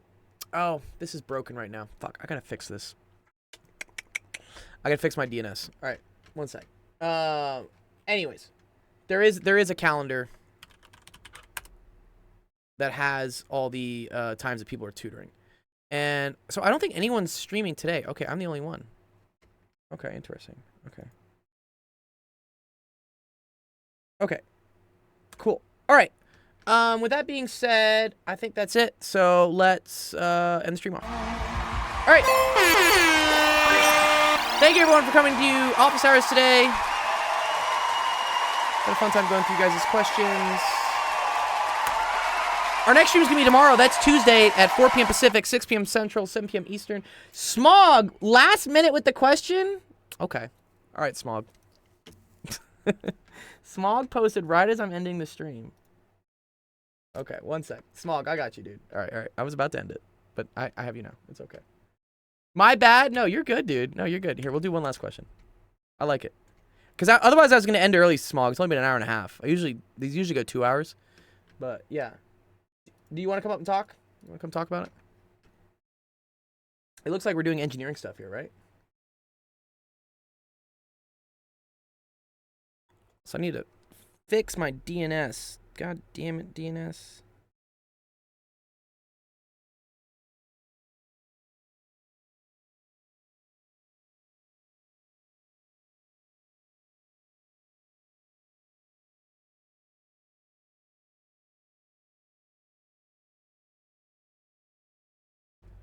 Oh, you can't? Okay, that's okay. Let's just pull your question up. Identify the force in the moments. Check all apply. Include all possible support. So what's going on here? Oh. Okay.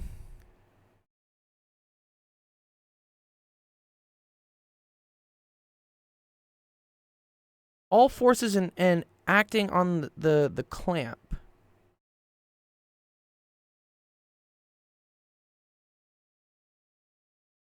Interesting. Ooh, okay. This is an interesting question.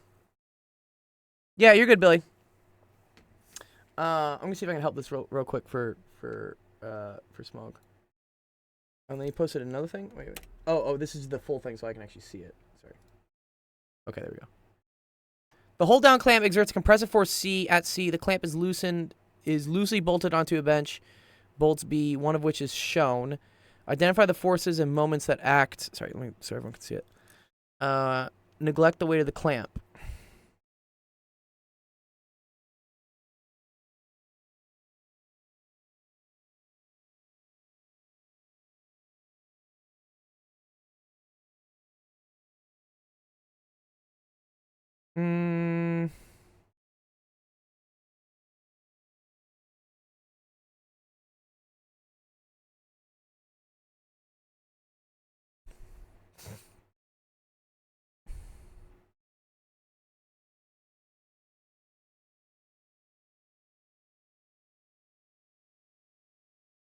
Okay. I'm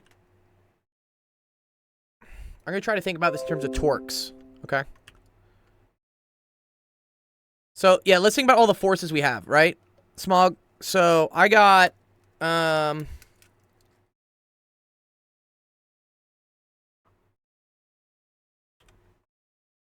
at C, right? I have a force that's pulling down. Okay.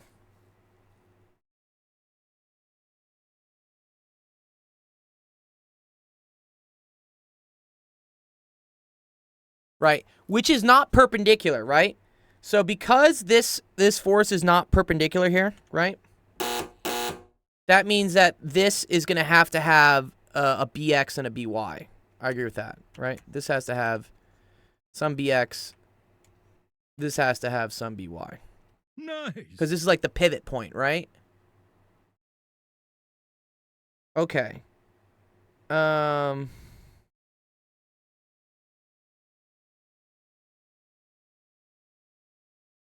I don't think there's an AX. I think because the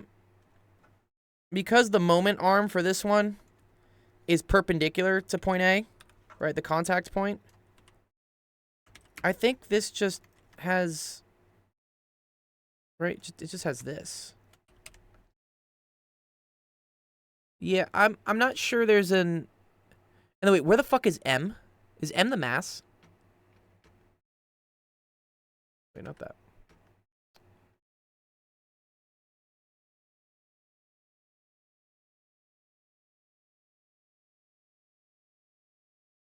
Oh. Oh, these are engineering terms.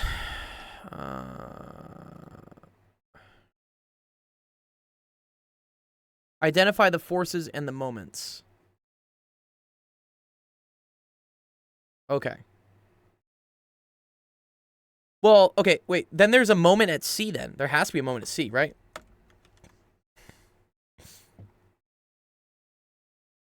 Or wait, no, the moment's at B? Man, engineering is I have to remember like what moment and forces. Like, do they mean like torque? Oh, like if it turns or not? Does it have to turn?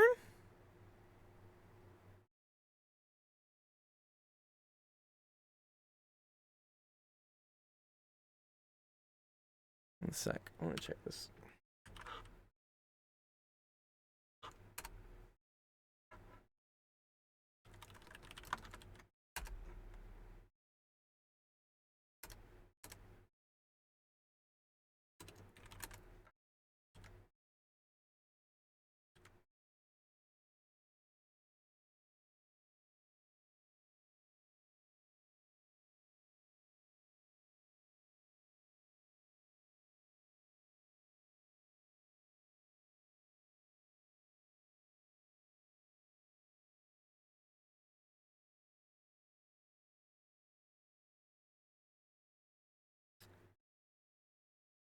Oh, if it does, it doesn't have a moment. Okay.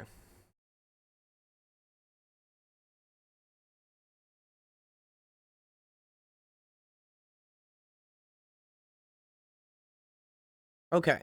Bum, bum, bum.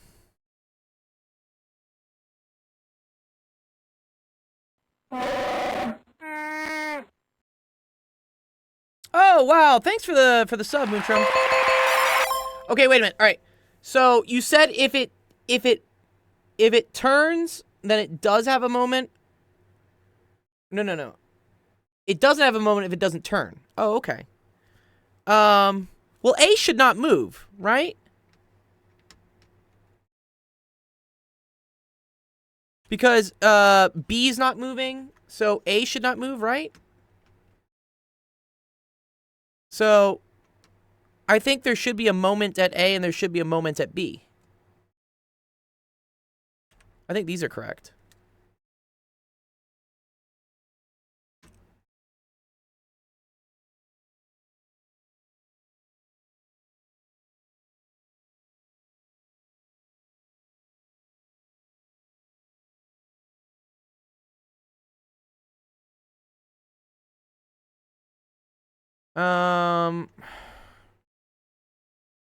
I agree with BX. Let's think.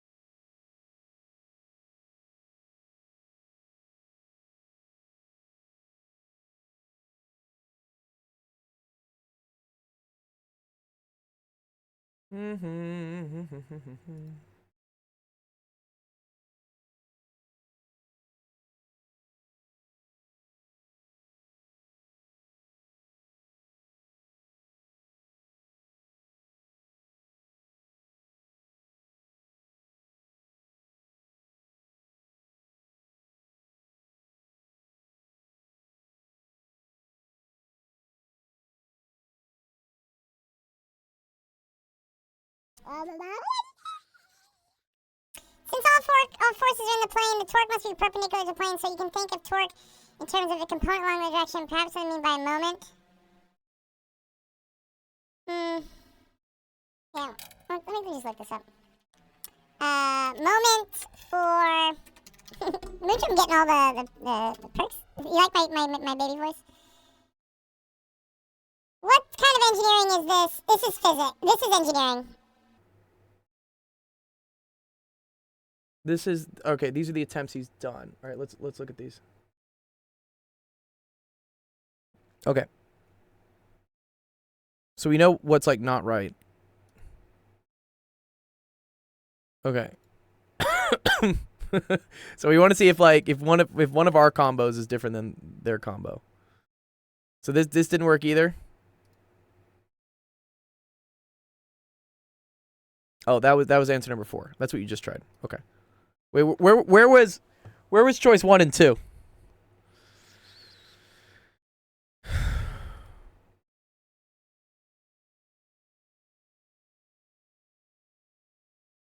Engineering statics. Yeah, it's tricky.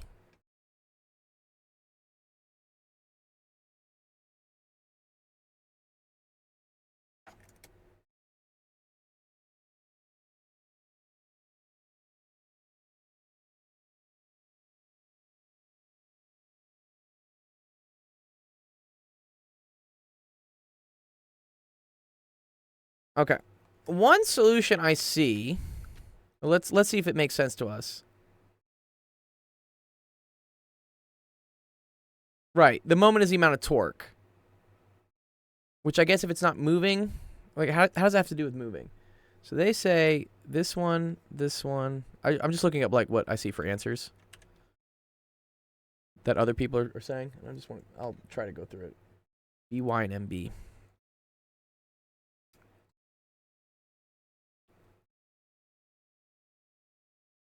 Yeah, I would think you would have a force in the X direction. Because if this is pushing down at an angle, it's got to be pushing it back a little bit.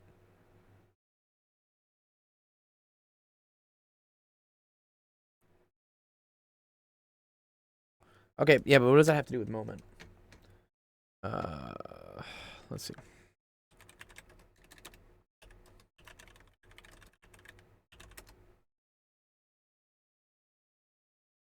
Okay, moment is known as the torque.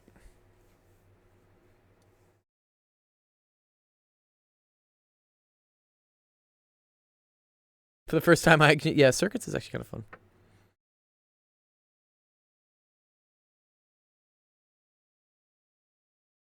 Okay.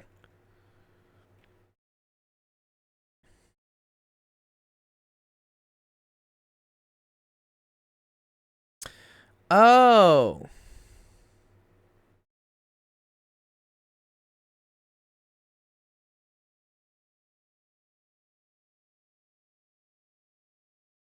Yeah, exactly. Okay.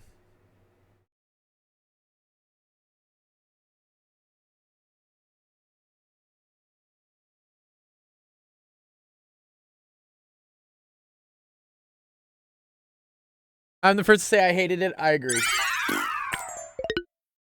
Yeah, mastering is the worst, dude. Like, cause do you know how many possibilities there are here for like to get the correct answer? This is such a pain in the ass. Okay. Well, one sec. I need the full thing. Where was it? Got the. Yeah, here we go. That's what I want. I want this. Cool.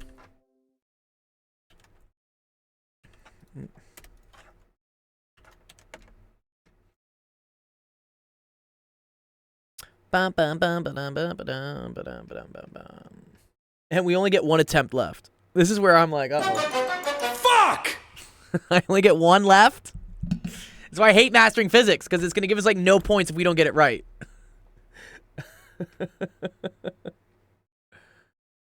It's so mean. Then complete. Yeah, exactly. Yeah, because you can redo the whole homework, right? Yeah, I know Mootrim. Yeah, I know that trick. Yeah, you can just say like, you can just redo the whole thing. Yeah, restart the whole thing. Yeah, dude. Yeah, that's a pain in the ass. Okay. The clamp is loosely bolted to the bench, so I feel like it pivots at B. Is that what we're saying? Good article. What's up, Ethan? I wanted to say something. Sorry for interrupting this. Very sorry. Okay. But I have a special thing to say. What's your special thing you want to say? What's up, dude? So you've seen some of my grades for like how I've been doing for the school year so far with Yeah, my you've been, grades. Have you seen them? you've been doing great. Well, except for physics. We gotta help you out with physics. Well, the thing is, I just got my mid-semester report card today. Nice. How'd it do? How you going? Doing better in physics? I mean, nope, not at all. Uh-oh. Fuck! Jeez, what on earth? Why you just gotta shout that out? Anyways, what's up? Sorry. I could, yeah, I could share you a screenshot of it. Okay, let me send it to me. I'm trying to help Smog out with his. Smog says it's fine. I'm about to DMs? give up on this homework. No, no giving up, dude. No, no. No giving up, dude. We got you. Send it to DMs after go. Yeah, send it to my DMs. I'll take a look at it. Also, who would give up on homework, bro? You need to pass in order to get a good job. You do. This you're applying to real life scenarios, so best you get some practice in. Wait, are there moments only around stuff? Dude, I hate engineering. That's why I hate engineering. Yeah, is there an example problem we could look at? Yes, please. Please, please.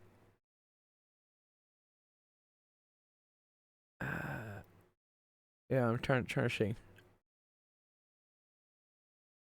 Okay, maybe here's like some moments, guys. Oh, it's just so tricky. No. Yeah, moment is torque. Yeah. But torque is in the eye of the beholder though, right? It seems to be. Right, because well, I'm just wondering here, like, is this thing pivoting about here or is it pivoting about here? I like to think of things in terms of like the pivot, right? Ooh, we have some example questions. Okay, let's look. Okay, awesome. Here we go. Here, let's check these out. One sec. Yeah, okay.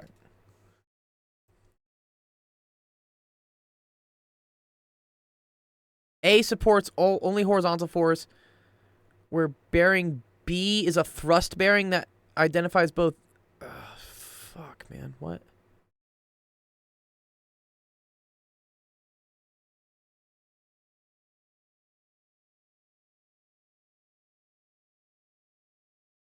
Okay.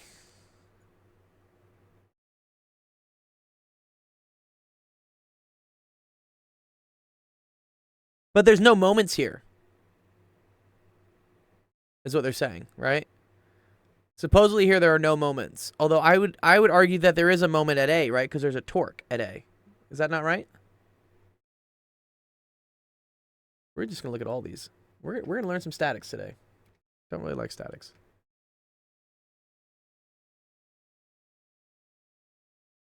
Oh my god, look at this crane. What type of janky ass crane is this?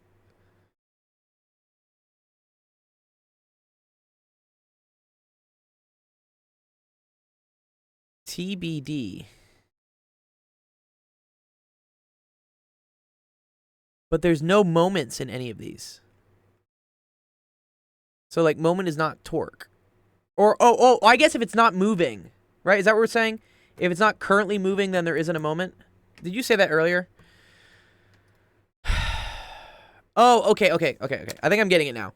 Because in statics, things are static. Right, cool. So if things are static, then the torques have to be equal so that they're not moving. So moments only occur when things are moving. If you can pivot within the axis.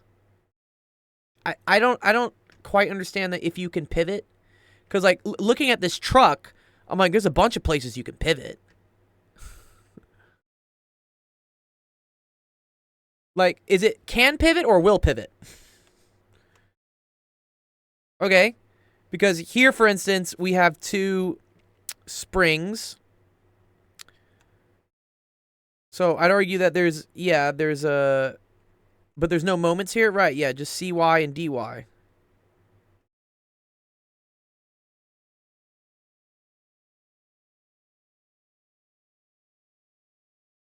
No matter how you choose the pivot, the torques from each force will cancel. Okay, cool. All right. So none of these things have moments, from what I see.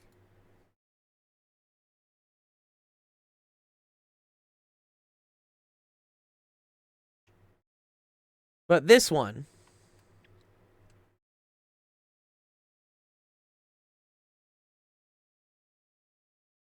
Okay. So I agree no moments. I agree BX and BY should have something.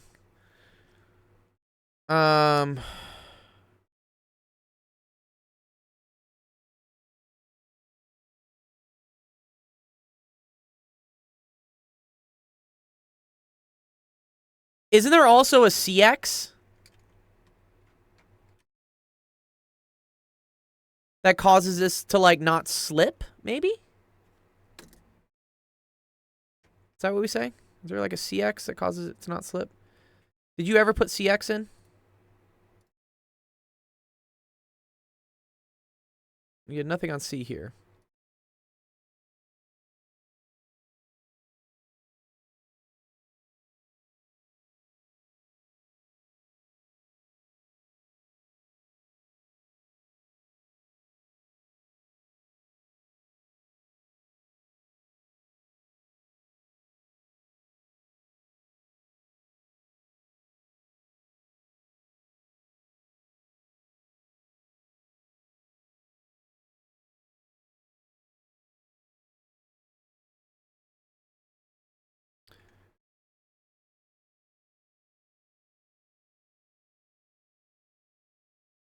Dun, dun, dun, dun, dun, dun, dun, dun. A hatch door, okay.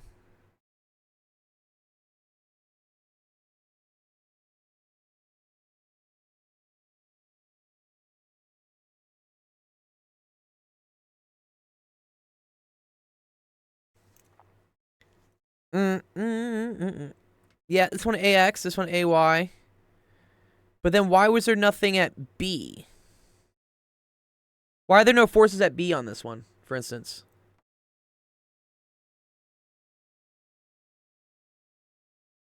CX would be a static frictional force, which would be 0 unless it needed to cancel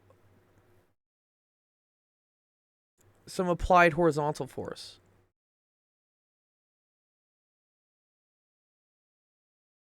Yeah, see, this is where I don't understand these engineering terms. What to me, like, a static frictional force is a force.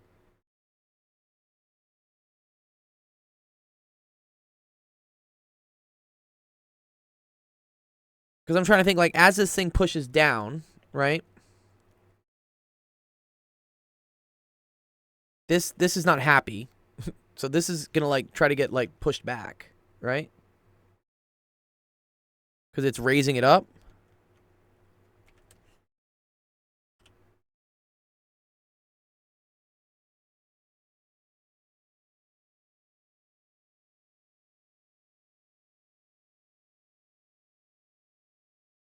Could you argue that B is taking on all the X direction force, and so that there is no AX, maybe?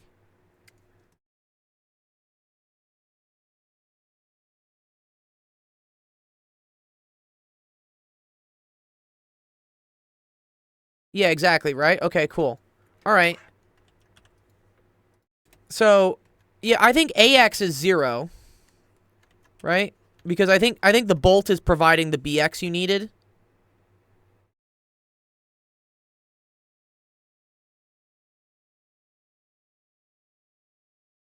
Yeah.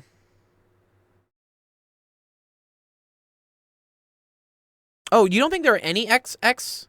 You don't think there are any X movements? You think BX is 0 as well?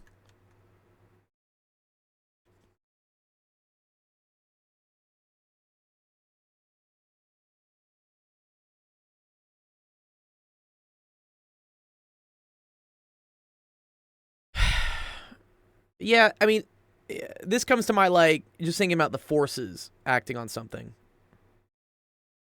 Yeah, it's because, like, the bolt is, like, loose, I guess.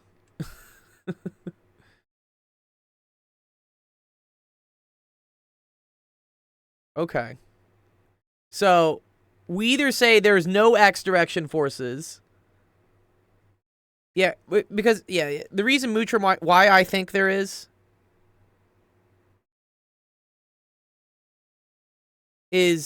I'm thinking of, like, if I call this my pivot point, right? And there's a force being applied this way, right? Then there's a torque on this, right? And there's also, there's like an X and a Y component, I guess, to that force. C could technically be loose.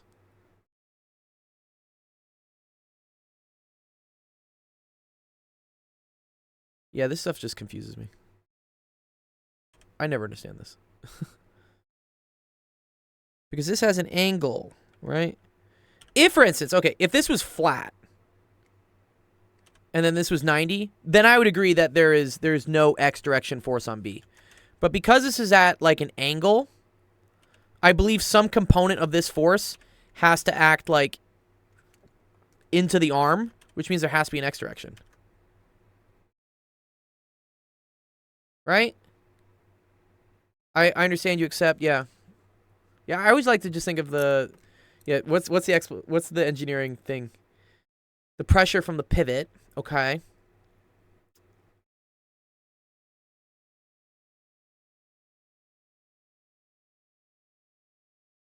I agree the clamp won't move. Okay, so do we only consider forces that are causing it to move right now? Or can it just be equal and opposite forces? Because let's look at some previous examples that he got right. So like this one for example, right? It was whatever. There's a okay, here, well let's look at another one that was right. This one for instance, okay? So this is some like nasty ass fucking crane. But they're saying, okay, cool, look, there's this point here, A. One sec, let me. I guess it comes from like what's the definition of a support reaction?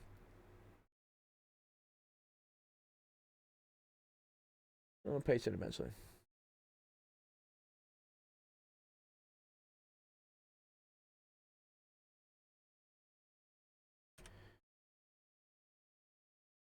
I'm used to physics as well. This is engineering. Yeah, this is the problem.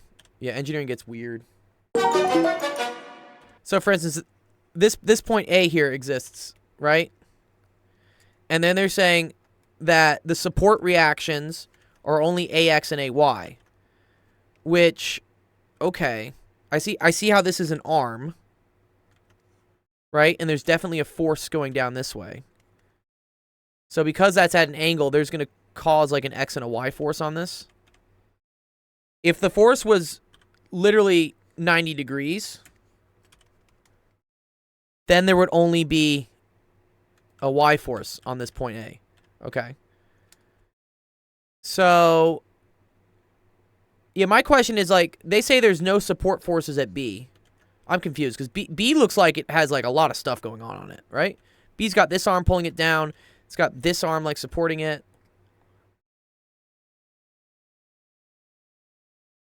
Yeah, but so why is there not a support reaction at B? Also, why are there no moments?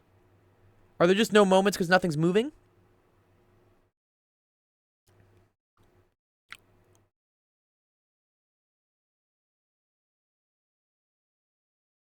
Yeah, what the hell is a support force?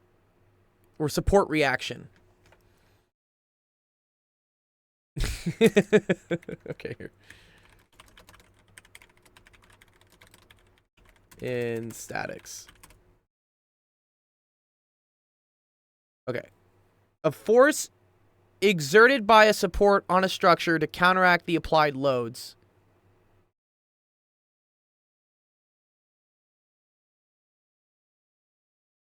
It's strange.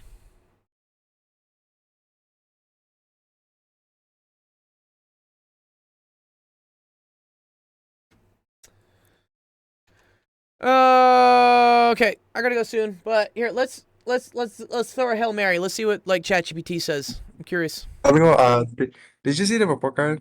Not yet. I'm still working on this. then. Okay. This says, okay, according to ChatGPT,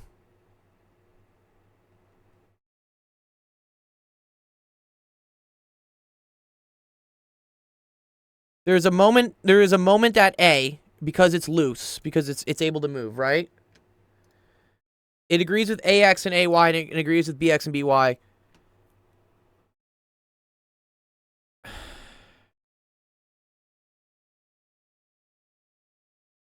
But then it says no forces at C. So let me say this, okay. What about the support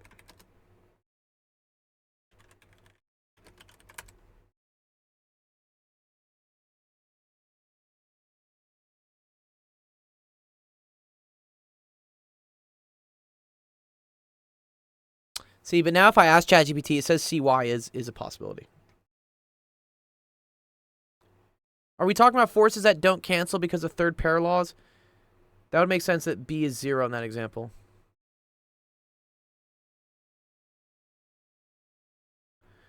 Maybe.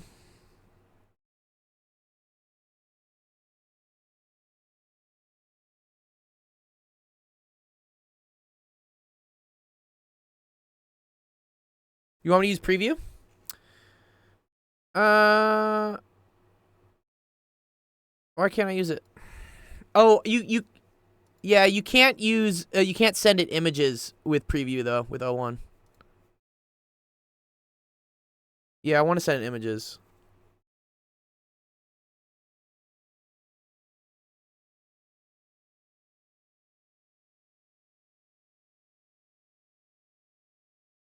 Okay, let's try this. Let's try this. Just tell us if we're right. I want you to add a moment at B. That's it. Can we try that, Smog? I feel like that's the missing thing. I feel like it's just moment at B.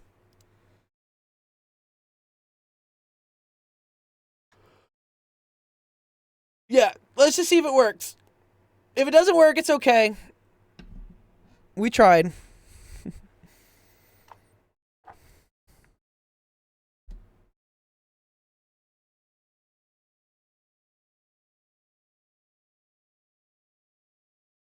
Says it's incorrect. Damn it. Stop it. Get some help.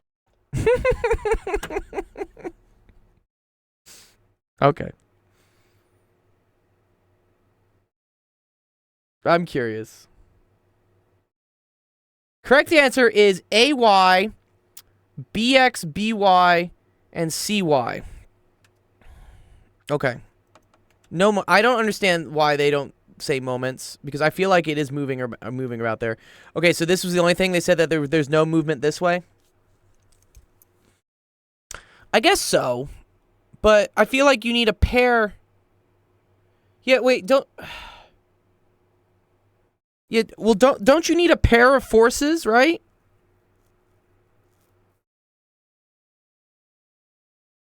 Like, if you have BX, like, where's the other X? You need something else having an X force, no? Okay, whatever. All right. I'll still give you credit. I'll give you a point because, like, still, it was fun. I learned why, like, I didn't want to be an engineer. Because, like, yeah, screw that. Okay, anyways, you're welcome, dude. Okay, now let's actually end the stream. All right. Thank you, everyone, for coming to Office Hours. Had some fun getting bamboozled by engineering. Yeah, statics is notoriously hard, Smog. It's okay. Yeah, I know. That class is hard. Yeah, sorry. Let me check your report card, Ethan. Let's see. How you doing? Doing better? Uh-oh, we got a C plus. No, why is your physics grade going down, dude? No. I'm sorry, but as a teacher, they're bringing up the grades here. Okay, well, let's help you out, man. You shouldn't be getting a C in physics, dude. Like, come on. I think you're gonna have a physics either test or quiz tomorrow. I'm not sure, but I'm studying for them either way. Okay, good. Well, figure that out. Let me help you. I think we need a statics text. I agree. We do need a statics textbook. Someone wants to give me a statics textbook. Awesome. But yes, what do you think about math, though? Math is great, dude. Yeah, you got an A+ in math? Yeah. Yeah, great. Good job on math. And it's not even I'm not even on the edge yet. But I'm just like kind of I want to help you out. So yeah, no C's. You shouldn't have any C's in anything. Also, like a C in English. What's wrong with English, dude? Come on, you don't speak English. Yeah, the teacher is completely strict as well, a little bit, No. but still a nice teacher. Okay. All right, But- let's go raid Penn Center. Yeah. Let's go say hi. I gotta teach a student. Ethan, sorry, I gotta run. Okay, cool. Let's go raid Penn Center. Go say hi to our friend. He's awesome. And we'll see you guys tomorrow. All right. Peace. Well, I mean, if you have software that basically will just grab something from. Peace, Cosmic. Thanks, Cos. Yeah, if you have like I have something that'll just record my audio, and then I can just capture whatever I want as audio. So that's usually what I do. But you might be able to download these. I think you can. Hi, Gold. Welcome on in. Moo, how are you doing, Raid? It is raid time. Yeah, we're waiting to see if my Python script works.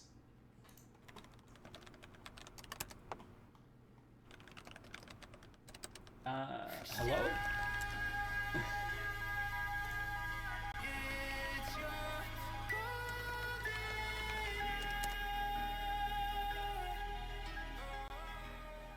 It looks like I'm hoping it works. I'm hoping it works. So the Python script is we've generated an AI song. It's a jazz song. It's a jazz song about silo subgroups. But I feel like Suno's having a really tough time today, so I don't know if it's gonna work. Python, I got this. Print, hello world, yes.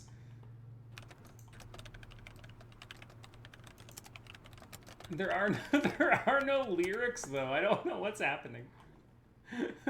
Zeta simple. In Python, no semicolon is needed at the end of lines. Just keep it clean and clear, like a well-drawn triangle. Got more coding questions? Shoot! Yeah, so Python just is supposed to connect with Suno. Oh, it's working. In the land of abstract delight, groups in harmony take flight. Silos, theorem, bold and keen, mathematics on the scene. Prime power, order takes its throne, subgroups dancing, not alone. Existence sure, without a doubt.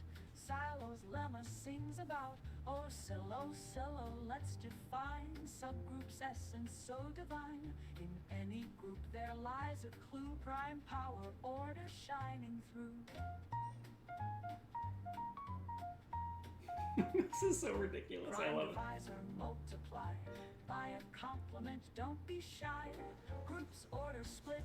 Fine and neat. Don't be shy, dude. Don't be shy.